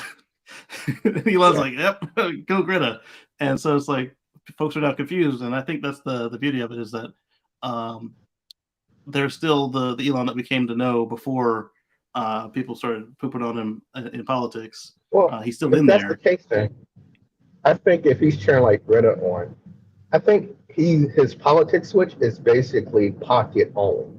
That's all it is. It's pocket It could only. be that, or it could be just to drive traffic on Twitter. But I think we gotta take him at face value for now, and then watch out when he aligns himself with a crazy conspiracy theory, because he seems prone to them lately. Oh, you tricked me into getting on the cord, didn't you, baby? Yeah, look at that smile. Look at I said she tricked me, and look at this smile. Yes, she did.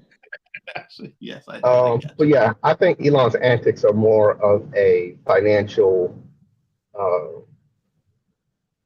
move, because we all know that if you look at the back ends of donations that companies have made to candidates for their best interests, some of your most wholesome companies that will put their pride model on during that month are some of the biggest contributors. And that was something he pointed out too. He pointed out, look at all the companies that have have a pride flag for Pride Month, and then like year after year, SpaceX and Tesla are winning great gay place to work awards constantly. And and like we're gonna go with our favorite, the mouse in the house has donated numerous amounts of money to the Florida government, as we know, is not the that party is not the most. Yeah, so I wish people would take a look back at the history and see how far he has. Should he publicly announce how he votes? No. Or how he used to vote. But, yeah, and it's based purely on pockets, which it makes sense. We've all met some people who changed their voting habits based on their individual pockets or their personal alignment. So yeah, well, he likes to share that chart from the Wait But Why guy that shows the left running way off to the left, but this is slightly inaccurate because the right is also running way off to the right. Sometimes even faster than the left, depending on what subject we're talking about. And it'll be interesting to watch how it plays out, because a lot of people who buy the car aren't even on Twitter. So like I talk to people out in the street and they're like, wow, you got a Tesla. And none of them ever mentioned that man needs to stop tweeting, blah, blah, blah. I was like, oh, okay, yeah. So I'm in a bubble here. and the weird thing is, even the people who are against the company because of the man, either can't afford it, or again, like you said, the people who buy them are not on Twitter, or the people who are on Twitter who are aware of it have a very good sense of the product over the man. Not to mention, and most fellow Tesla owners I know aren't selling their cars because of his antics. There were a handful, and there was even smaller handful that came back because they couldn't charge in the freezing weather with EA on their road trips. But those people are very well off that they can, buy their principles. But at the same time, you still have to be able to remember there were tens of thousands of other people than him at the company doing the mission. Not only that, there's no other vehicle manufacturer besides Nissan, and they're not as popular with the Leaf, that has as many cars on the secondary market as Tesla do. So if Lord willing, I buy a Tesla right now, it's not going to go to Tesla's hands. It's going to go to the person who's selling it, because they obviously want to sell it. Or if they believe they don't like Elon, so they're getting rid of the brand, then I got it. Another deal for you. So it's another deal for me. So it makes no point for that from an objective like David's pointing out in standpoint. his comment here, he says, yes, she's clapping, yes, and she's the future. She's the reason we care about this electric revolution. Exactly, because if we pollute this place and leave it like the end of a Dr. Seuss book, what will she have to? Yes, exactly, baby. Who will she have to inherit? And so now we can leave her clean skies. I'm going to teach her how to drive, even if she never needs to learn to drive. But I'm hoping I won't have to teach her what to do about not running a fossil indoors. Yeah, fossil. Yeah. So Fred said the same thing. It's kind of big of him to be able to say this, since he got what he needed, and then to leave these employees in the lurch. But at the same time, if the employees are long haul, then this will be good. But if they were approaching retirement, or if they had planned to make a major purchase and then he cut out 69% of their value in a year, that hurts. But I realize it's not just him, because when you look at the rest of the market, I was looking at some charts that showed how much all the automakers are down. And Tesla was one of the least down of all the ones that were available in the charts to look at that make EVs as well.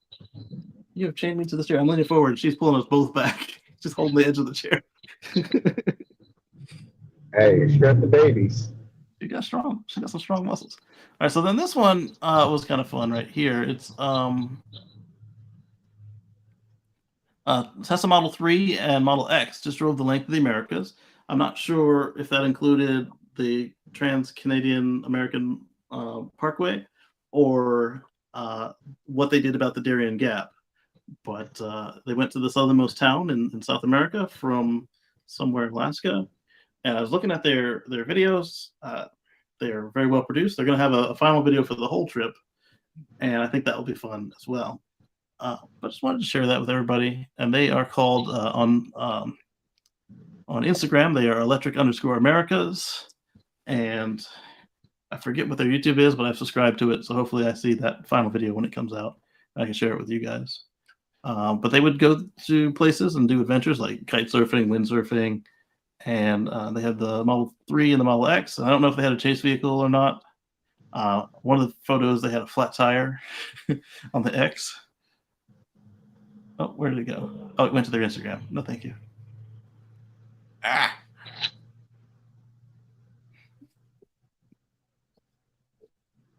Let's see. Her career as an EV influencer started at a very early age, from day one. Well, day 8. Day 8, because we went in and 30 minutes after we got back from the hospital, she was here on the show. Isn't that right? You don't remember. And historical proof. Yeah. You want to get in your playpen and walk around? A treat. Don't fall. You got it? You got it. She's looking at me like you let me fall. There you go. You got it? Okay. She stepped right on one of her toys. So now you know what stepping on Lego is like, don't you? Remember that. All right, so next up we've got... Yeah, you walking around? Show me you walking around. You know, remove this jacket so you don't slip. And this jacket. Okay. Go ahead. You got all your toys? Well, a bunch of your toys. And then she'll get bored with that, and then she'll ask me to pick her back up. All right, next up, we've got... I didn't pull any of them out of the... Well, I didn't say... I pulled only 2 of them out of the phone this week. If I didn't drop them straight from where I was into the document. So she can walk without holding on to stuff, but she doesn't believe it. Oh, sweet. My mom had her by the back of the onesie the other day so that she could catch her if she tried to fall down. And she ran all the way from one side of the house to the other. Oh, that's sweet. Yeah. She's starting to figure out her legs. Yeah, she's got 2 more teeth now. She's got a little gap tooth going on. That's what them cute bikes are not cute no more. Right. Yeah, I'm talking about you. All right, so NIO, the ES8 has been revealed as a direct Volvo EX90 rival. Again, it's an electric maker, so I wish them luck. But I don't know, being Chinese, I don't know how well they'll do. This is a good-looking car. Let's see about some specs on this thing. Alongside the E7 crossover coupe, so this is the car of the SUV version. EAS8 NT2. The NT designation comes from the platform it's based on, which is called NT2. ET5, ET7, EL7, ES8, all older than this. There we go, the specs. 644 horsepower, or 480 kilowatts. 626 pounds-feet of torque, or 850 newton meters. And acceleration time of to 62 miles per hour, 0 to 100, in 4.1 seconds. So it's no slouch, but it's also not, a plaid. Let's look at these pictures.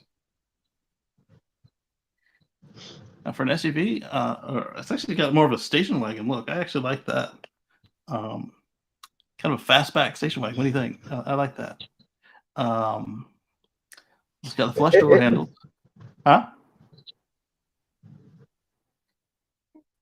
And then it's a 3-row SUV. With a captain stick. Yeah, kind of like the Lyric. Yeah, it's got a right side charge port.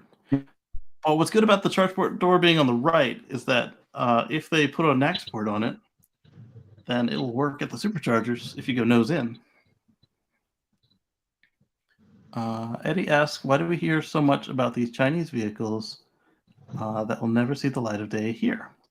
Well, see, that's the thing, Eddie, is if they would pay for the testing, they could be here today, assuming they can pass the crash tests. And some of them actually can. So it's just a matter now of what are they going to do to make sure that they making the market. Well, making the market, but they also want to make sure that they are not $7,500 to the disadvantage. So they're going to need to do some assembly here. But I think with Foxconn having purchased the Lordstown plant, I think that they stand a chance there as well. If they partner with Foxconn on at least the battery and some of the final assembly, they can be made right here and qualify. That's the only thing waiting for them to push. That's why Hyundai broke the plant so quickly. Mm-hmm. While some vehicles, even from the last credit, are still available to buy, I think they're counting on that long game. So in the future, Tesla will have to worry because there's a secondary market because there's cheaper cars, the $7,500 rebate or credit. So I think that's going to be interesting. But then we saw, not NIO, we saw BYD complaining that theirs didn't qualify. But you see everybody else that competes with BYD is actually just doing the right thing and complying with the program rather than whining about it. Yeah. So with the IRS's new EV tax credit guidance, we now know that the pure EV starting prices will be with the 7,500 credit until the new guidance comes out in March. Again, these are the lowest prices you'll be able to get with the 7,500 credit under current pricing. Nissan Leaf 20.5, VW ID4 20.9 or 29.9 $1,000. Ford Mach-E 39.3, Tesla Model 3 39.4, Tesla Model Y long range 7-seat 61.4, Rivian R1T 65.5, and Rivian R1S 70.5. I like how they got them all in red. That was a nice touch there, Sawyer. David says, have to run. Enjoy the program. Happy New Year, everyone. Thanks to everyone's work to bring us EV news in 2022. I am stoked where we are headed in 23. Absolutely. Good to see you. And we'll see you next time. Also, all right. And while on all the other shows. Huh? All right. And while we're on topic, my time is short right here. I'll wrap it up. All right. One thing I want to leave you guys with is, as with I've seen in our mutual group, how the Cadillac Lyric looks very much like Jackson Storm. I very much hope to see what the future looks like. I have a kid, so forgive me if Kacey actually put it up a little bit later. The similarities of how the next generation of everybody is looking towards their inspiration for design. Yeah. Can I see this? She's got a Thunderbird, or not a Thunderbird, the Camaro, and the other one she's playing with right now. Here you go. So you take care, Kacey. I gotta get her everybody. some Tesla Matchbox cars. All right, see you soon. Happy New Year. Happy New Year to y'all as well. Thank you. All right, so GM, Mazda, Mercedes, Subaru have entered a written agreement with the IRS to become qualified manufacturers, but haven't yet submitted a specific makes or models that are eligible. Update list will be provided later. So I'm guessing that's another one that's coming in March-ish. That's pretty cool. What's baffling about all this is the IRS doesn't classify the Model Y 5-seater or Mach-E or lower ID4 trims as SUVs, which means they can't and won't qualify for the new credit unless the price is under $55,000. The cap would be $80,000 if the IRS classified them as SUVs, as the EPA does. And we talked about this. And it's kind of funny when you look at it. Here is the Volkswagen limit, ID4 Pro and Pro S, and ID4S, 55 grand cap. But the Pro all-wheel drive and the Pro S all-wheel drive, $80,000. We found out later it's because of the weight, but still, it doesn't look good, and it's confusing. It gets even worse when you go to Tesla. Model 3, rear-wheel drive, long range, 55. Model Y all-wheel drive, Model Y all-wheel drive 7-seat, 80. Model Y long range 7-seat, Model Y performance 7-seat, all 80. Model Y all-wheel 5-seat, 55. Model Y long range 5-seat, Model Y performance 5-seat, 55. I think that the Model Y performance 7-seat might not actually be a current trim. Let's go to Tesla and take a look. Type in here. The computer didn't agree that I was typing.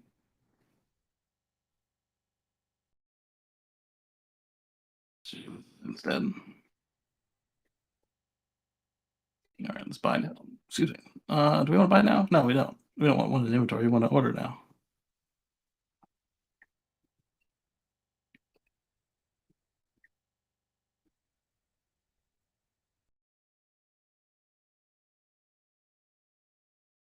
What happened to that order button? I like how they got them all in stock again. That was pretty quick. So these are probably all the ones that were in transit and just didn't make it. So let's go down. I used to know. There we go. I used to know the URL for the. Oh, it's just /design. I'll try to remember that for next time. So let's see. Generated March. Long range. And they're doing that with incentives garbage. Also to performance.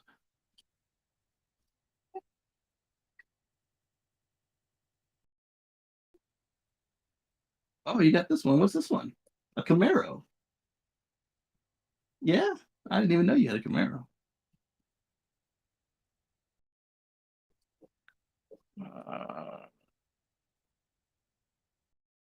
Performance, paint, wheels, tow hitch, interior. I would get it with a tow hitch. 5-seat. You can only get it with a 5-seat. So yeah, so a 7-seat is not yet a current configuration of the car, but clearly they've tested it. Interesting. Interesting indeed. All right, so let's continue looking at this oddities.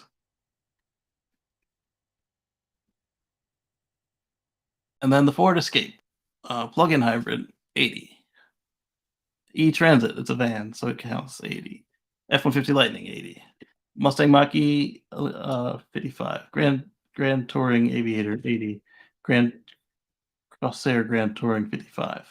So they're all over the map, but it's purely based on weight. IRS classifies the Ford Escape plug-in hybrid as an SUV, despite it seating 5 max. It's 6 inches shorter than the Model Y and weighs 600 pounds less. How does that make sense? Good question. Two-wheel drive base trims of the ID4 are not classified as SUVs, which means they'll unfortunately still fall into the cap. Model Y 5-seater has all-wheel drive like the ID4. 5 seats, is longer and weighs roughly the same as the ID4 Pro all-wheel drive, but somehow the ID4 is considered an SUV, but the Model Y isn't. These classifications from the IRS make no sense. Excuse me. All Model Y, Mach-E, and ID4 should qualify as SUVs. Here. And the source of that list is here from the IRS page. I had that to discuss first, but I didn't want to go through the list, so I didn't bring it up. But what I will do is give you guys a link to the current list before the March adjustment. I'll paste it in the chat, so no matter what platform you're on, you can see it. Assuming that platform lets me chat. I'm assuming I can get the computer to think I'm typing. Seriously? Right click, copy link, right click, paste. Since the keyboard doesn't want to go. And then we'll use the on-screen send button. There we go. And for those of you that don't have chat on your platform, there it is on screen while I go to the next thing. Tesla has to protest lack of coherence. It's outstanding, but it is the government. Tesla doesn't even sell a 7-seat performance, not yet, but the IRS classified that as an SUV and it falls under the 80 price cap. So strange.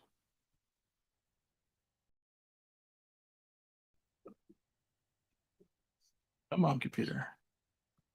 You just let me click it, and you didn't.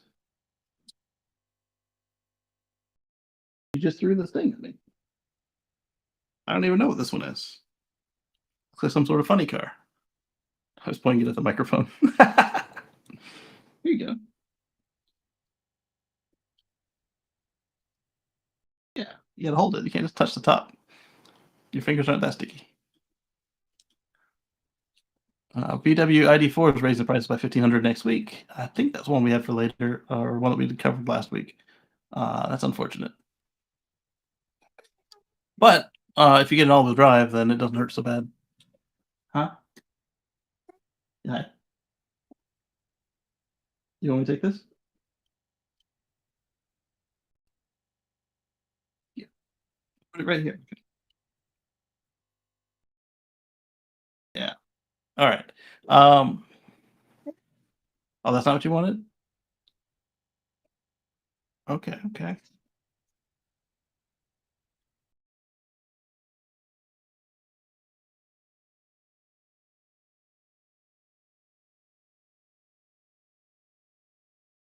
Want to pick you up?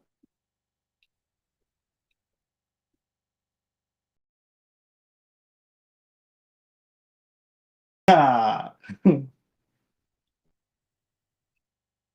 Yes. Okay. So, Faction, this is what I wanted to do while Dan was online. Faction starts driverless deliveries in San Francisco Bay Area. Why when Dan was on? Because this is using the Arcomoto. Dan likes the Arcomoto. And this is one I get because, well, it's autonomous. So it doesn't even matter who's in it. And it has less of a footprint. And it doesn't really matter how much it costs. Because it didn't get me run by any small businesses, that's for sure. Well, I thought that was pretty cool. So Archimoto and Electromechanica are the platforms they're going to use, and combines autonomy with human remote teleoperation to carry out their deliveries. Okay. Oh, they even removed the windows. Does this one have windows? This one's got windows. I guess you can move it around at the depot, but these have no windows.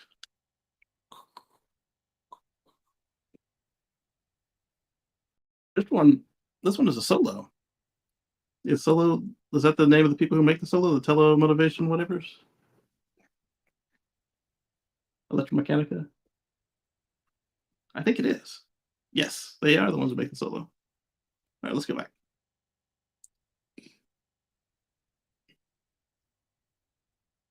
Solo seems to have a driver in it. It does have a driver in it.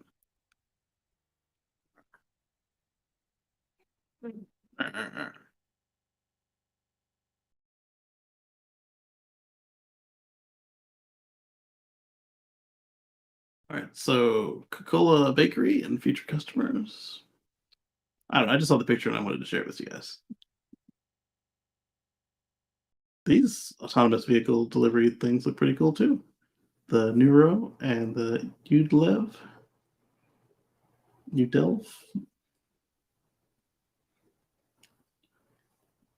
Bennett says that Faction Nakamoto looks super cool. I could picture that pulling up out in front of me and getting a notification on my phone. Absolutely. Way better than that pizza delivery robot that they showed off. They had one that wasn't the one that took the jump off the train tracks into the cargo train. There was another one that just looked like it would get kind of bullied by bored people. The FEV, it looks like it's there to do business, and so I can see people trying to steal from it, but I couldn't see anyone trying to bully it because it's a full-size vehicle. What do we got next here? Yes. So SpaceX, they're going to be here for a couple of them, unless they reference the other reason I want to talk about them in this story. Yes, sweetie? Are you sleepy?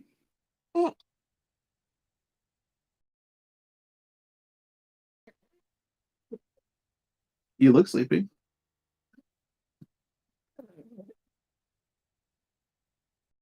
All right, so NASA considers SpaceX Dragon as a backup plan for the crew of a damaged Soyuz module. So they had talked about a couple of things that they could do in the event of a damaged Soyuz, they could send up an empty Crew Dragon like they did during the demo missions, or they could send up a Crew Dragon with the extra row of seats, or the next Cargo Dragon could have the parts necessary to implement the extra row of seats in the existing Crew Dragon that's docked to the ISS now.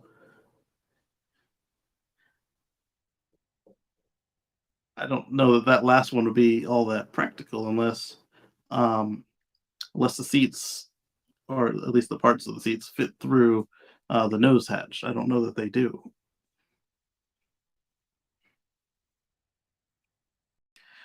More practical would be to either send the empty, well, I guess practical in NASA's case might depend on the budget as well, but to send up an empty Crew Dragon, or to make sure the next couple Crew Dragons have the extra seats installed, and to make sure they're fitted for the astronauts that are already, or so the cosmonauts that are already up there.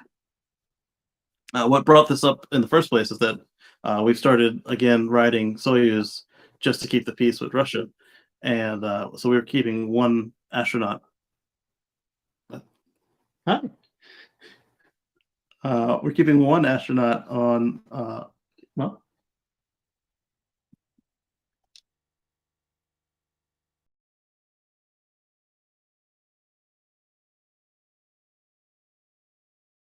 so we're keeping one astronaut on the Soyuz to keep the peace, and we also need to make sure that we can get our people back in the event that Russia can't afford to do what they need to do, either send up another Soyuz to come pick these people up, or they're not as rich as they led themselves on to believe, led the world on to believe that they were, and we can't rely on them. So they've proven they can't. They're not very reliable in negotiations either. So we're going to do what we need to do to make sure our people come home, and because we're not monsters, we'll bring home their crewmates as well. Let's see. Roscosmos Soyuz MS-22 currently docked on the space station. MS-22 is scheduled to return the crew of 2 cosmonauts and 1 U.S. astronaut to Earth early next year. Early this year, not 2024. Baby. Thought you were sleepy. Where are you going? You want to go walk around again? No? All right, so in the event that Russia is unable to launch another Soyuz, or determines that doing so would be too risky, NASA is considering these other options that we just talked about. Soyuz capsule that experienced a leak during its mission is carrying a U.S. astronaut, Frank Rubio, and cosmonaut Sergei and Dmitry. The crew traveled to space in September and is expected to return in March of 23. Let's see what the comments are on this one. Looks like Russia needs help to get the from that American broomstick company. Oh, the irony. Yes. Dmitry, CEO of Roscosmos. So if Americans do not want to buy our rocket engines, then they need to think about using broomsticks to get to the space station. Oh, we got broomsticks already. We call it Falcon 9. As well as those other ones that we can't seem to get off the ground for less than $1 billion a piece.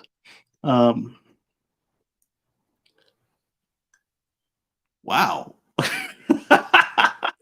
Irony. I had not heard the details. Sounds troubling. He'd fallen out of favor with Putin and supposedly was at the front lines in an effort to redeem himself. Oh. What about a trampoline? Good old Rogo suggested that as well. We have options. If the Russians can't send a Soyuz and there's actual damage to the space station itself, what other option besides the Dragon exists on Earth right now, besides CCP, which is a non-starter?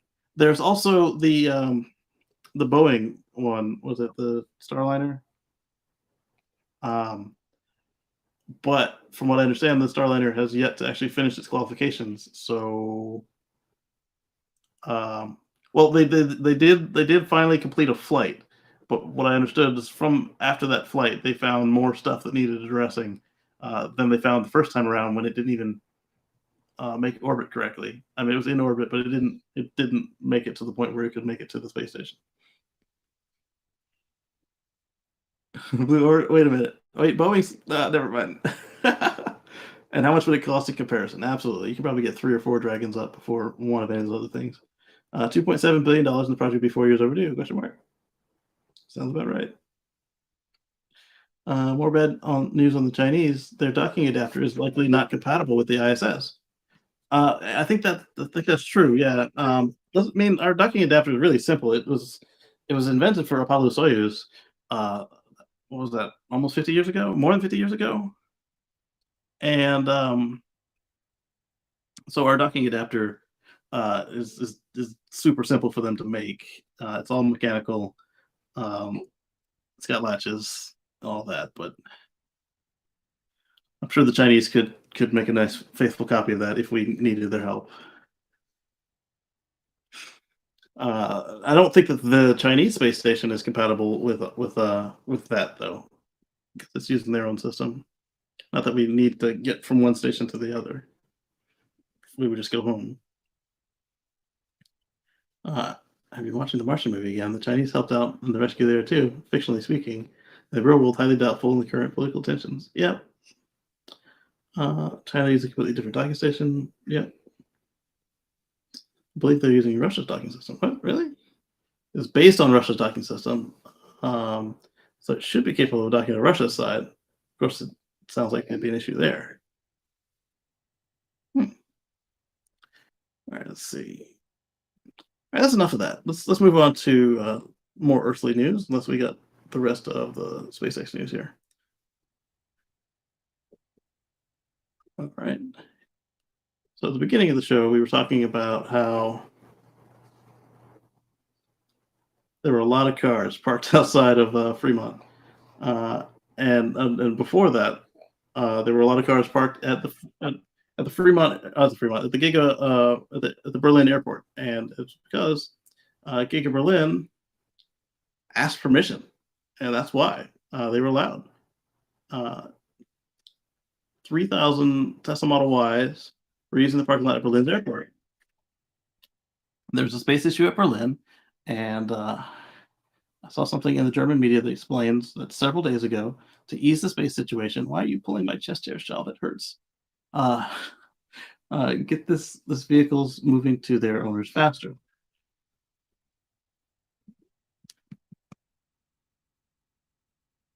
Yeah, you're beyond tired. You got up early to play today. You stayed up late and watched the fireworks.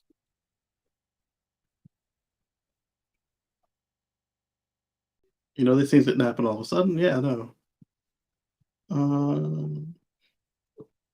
I thought the point was further up in this article. So thank you to Torque News. We're going to paste your article in the chat so that folks can read it later. Paste. Bennett's pointing out that the Crew Dragon, Crew 5 Dragon, which flew a cosmonaut too. Yeah, because we are swapping off. So we've got one American on the Soyuz, and they've got one cosmonaut on Crew Dragon.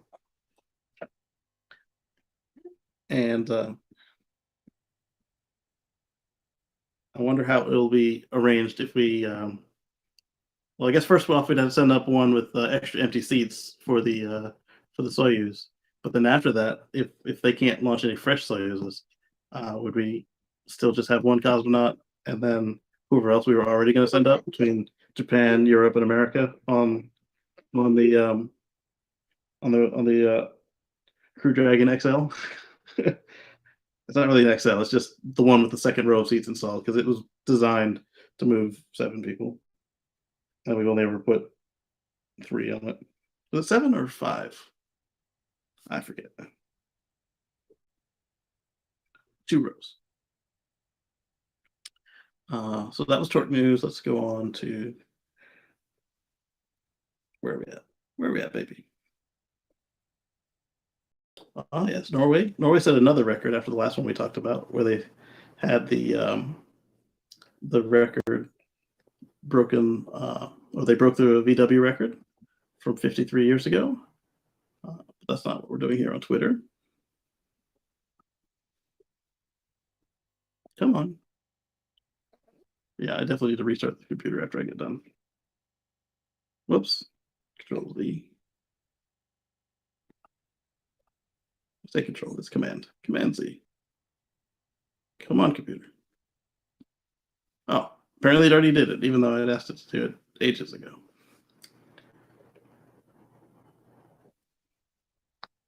Yes, sweetie. I thought you were sleepy. How do you have time to play again? Right, so this is Tesla. Tesla saying 2022 was a huge year for us. Thank you to Tesla owners, supporters, and employees for helping us accelerate the world's transition to sustainable energy. Quick recap. That's why I had this one, because it was a series of tweets. All right, so let's do a thread reader, because, I mean, that's what Twitter Blue is for, right? They expanded the supercharger network to all 50 U.S. states. Oh, they finally got to Alaska. And reached 40,000 superchargers total worldwide. They opened the supercharger network to non-Tesla EVs in 15 European countries. Started Model Y deliveries in factories in Berlin and Texas. Published our third impact report, tesla.com/impact. That's the one we've been talking about all year. So I can't wait for the next one, because that'll be fun. Model Y and Model 3 ranked as the most American-made vehicles. Model Y and Model S received 5 stars and the highest overall weighted safety scores from Euro NCAP under the current protocol. Shipped 87 new major vehicle features and 11 over-the-air updates. Made our 2 millionth vehicle at the factories in Fremont and Nevada. Wow. They both made 2 million? That's pretty cool. Wait a minute. Nevada only makes a semi-truck, and they didn't make 2 million semis. Unless it's because Fremont Model Ys and 3s take the batteries from Nevada, perhaps. Launched the plaid track mode for maximum fun in zombies. That'd be Model Y. Hosted our second AI day and introduced Tesla Bot to the world. Launched 2 new colors for Model Y in Europe, Quicksilver and Midnight Cherry, both made at Giga Berlin. Opened Mega Factory, our Mega Pack factory in Lathrop, capable of producing 10,000 Mega Pack units per year. Delivered our first Tesla semis. Published the North American Charging Standard, opening our EV connector design to the world. Launched Tesla Electric in Texas, enabling Powerwall owners to generate and use and export sustainable energy to power their homes. Continued to ramp vehicle production at Giga Texas and Giga Berlin, with both building 3,000 Model Ys per week in mid-December. Reached 500,000 solar panel and solar roof installations. Enabled anyone in North America who has purchased FSD to request FSD beta, reaching 285,000 cars total, and rising probably. Achieved a record output of 4,680 cells with a total amount produced in 1 week equaling 1,000 cars. Broke the Beatles' 1969 record for the most cars sold in Norway with Model Y, to be continued in 2023. Congrats to Tesla. That was a very busy year you did there. Thank you, Tesla team, for these much needed timely tweets right now. Congrats. Thank you for the recap. Much better since the 80s. Just mentioning EV car projects 86 to 91, you were mocked. This is true, especially with the technology back then. EV beats ICE. I wasn't aiming to save the planet. I just wanted ICE to kick ICE's butt and do it in silence. Flames were to mock ICE. RIP 53.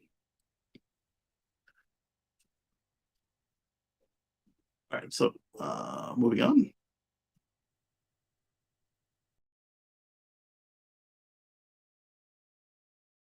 $100,000th Tesla is registered in Norway.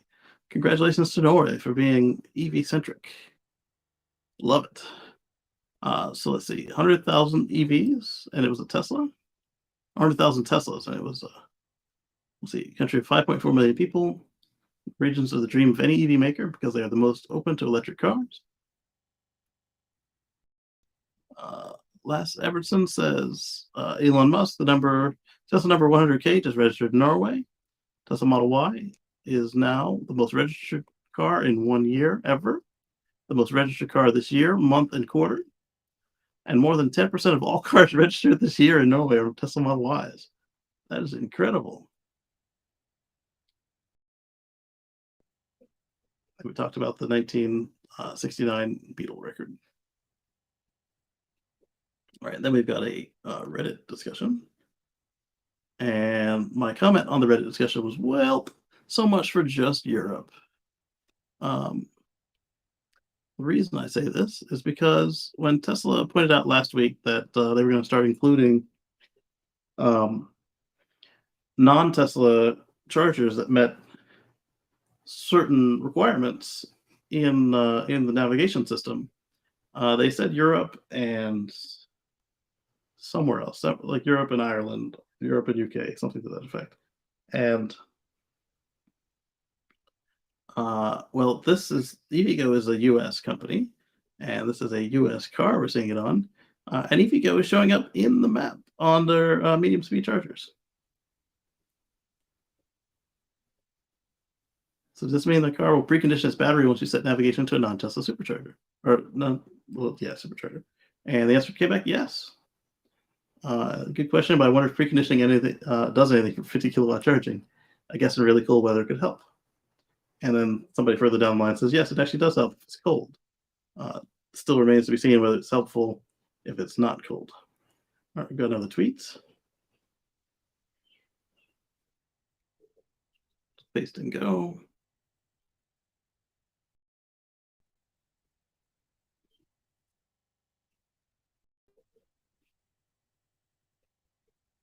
Right, so Norway, 22 quarter 4. Tesla exhausted supply of cars for Norway as the year comes to a close. Mission accomplished. Congratulations, Tesla Team Norway. And this was on, when was this tweet? This tweet was on yesterday, on December 31st. We ran out of cars to sell. Tesla continues to climb the charts after surpassing VW. Tesla has now won 2 times in recent weeks. Top brand for 22 Q4. Top selling car of all time with Model Y overtaking the VW Bug. And a link to the sales charts. Look at that. Gotta love it. Let's see what else they say. Dear Tesla fanboys, how many of these deliveries were newer models, existing owners? As they upgrade, secondary market gets flooded and values plummet. Dealer auction in PA sells 48,000 mile Model 3s for 30 to 33, called legacy. So what's your point? Somebody's going to buy that used car, as Dan pointed out, and so now that new household will be going electric, and that existing household will still be electric. Or their second vehicle just became electric, or so on and so forth. It doesn't really matter how many of them were already Tesla owners in the grand scheme of things for the mission. It's wonderful that finally the secondary market is also starting to get supplied. Yeah, this is how we make BEVs more widely available and start the process of replacing more ICE Vs. Yes. Last week's showing for 2nd to 5th place. Lots of new EVs on the roads. Some of it was reportedly dumping excess inventories. Okay, but it's all sold, so it doesn't matter if it was dumping or not. Tesla was 14.7% of all BEVs in Norway in 2022 Q4. BEVs are not yet 100%, and of all vehicles sold, but together with PHEV is getting close. Let's take a look at his numbers here. Tesla was at 14.7 at 86.69 for, I guess, that month, or for that quarter, okay. Volkswagen, BMW. Top models, the Model Y at 7774. Volkswagen ID4 at 4115. All right, it doesn't show the hybrids, does it? Or are they just included? Oh, I see. You gotta see them at the models. The iX3, no. Renault Megane, maybe. Marvel R, maybe. Most of these look like they are pure electrics to me. Pulsar 2 is an all electric. Oh, the C40 could be a hybrid. Whatever the Skoda Enyaq is, maybe. I don't know. Moving on. I've got myself a code to put in my Nintendo Switch. I need to worry about it. All right, so this one I want to start with. I've heard that Rivian hit 25,000 cars yesterday at the last minute. I don't have any documentation on that. However, we do have documentation that Polestar just hit a major electric vehicle delivery goal in the nick of time. They hit 50,000 electric vehicles on New Year's Eve. Congratulations to Polestar. Thomas Engellath says December Polestar cars have been a crazy mission with an all-time high of deliveries. Team has been working extra hard right to the end of the year. Mission accomplished. Check mark. Pow. And to solidify it, he replied to a comment on the previous post that read, also, next important step is announcing that the 50K production goal has been met with champagne emoji, an apparent celebratory tribute. There we go. All right, so then we got this from Drive Tesla Canada.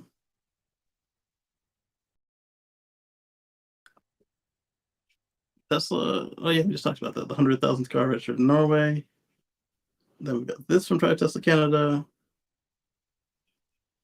Come on.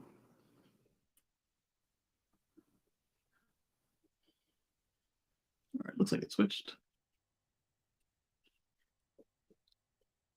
Fisheries and Oceans Canada adds a fleet of Tesla Model 3 sedans and Ford F-150 Lightning trucks.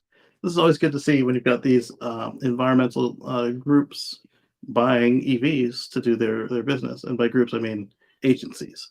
Yeah, Eddie, 50,000 Polestars. Who would have guessed it? I mean, I knew they were doing well, but that's pretty good. Pretty good. Now, if we can just get everybody else to make 50,000 or more EVs. By everybody else, I mean everybody else that's not Tesla, Ford, General Motors. And let's get General Motors back up there. Fisheries and Oceans Canada have begun transitioning their fleet of vehicles by purchasing Model 3 and F-150s. According to Government of Canada's website, Fisheries and Oceans Canada, DFO, helps to ensure healthy and sustainable aquatic ecosystems through habitat protection around science. With that, the world's longest coastline measuring at 243.042 kilometers, and thousands of lakes and rivers, DFO employees a lot of traveling to do, and now they can do it with zero emissions. So that bit about the largest coastline depends on how you measure it, I found out. And that nobody can agree on how to measure coastlines. So we'll just take their word for it and assume that it's true for whatever method they use to measure it. Along with Model 3 sedans, the DFO also purchased 6 Ford F-150 Lightning Lariats. Why do they need the Lariat for? I guess it must be all that's available there. I would get the work trucks. That way you don't have your taxpayers complaining that you spend a lot of money. Because you can get the work truck with the big battery. These electric trucks are located across the country in Vancouver, Winnipeg, and Montjoli. Moncton, Dartmouth, and St. John's. They're used by multiple DFO and Canadian Coast Guard programs to meet their operational and administrative needs by carrying materials, towing small boats, and used to reach field sites with difficult access. There you go. Always good to see. And finally, the first time in a while to show some that are not police cars. Always a plus. Nothing against police cars, because we show a lot of them all the time, but that's what we got. So I've got a lot more articles in the phone, but sleeping infant on my chest, so messing with the phone and getting it all synced up to the Mac, not going to happen. But I will continue to work on that. Those 3 pre-recorded videos I have, and I want to thank all of our channel members and patrons. And Happy New Year, and we'll catch you, like Mark said, on the Tesla Life Show and on What Drives Us, and then back here again next week. And hopefully, like I said, I'll have the one of the 3 videos just out there on the channel. You'll see the notification if you signed up for the bell. And with that, I want to thank you again, and catch you on the flip side.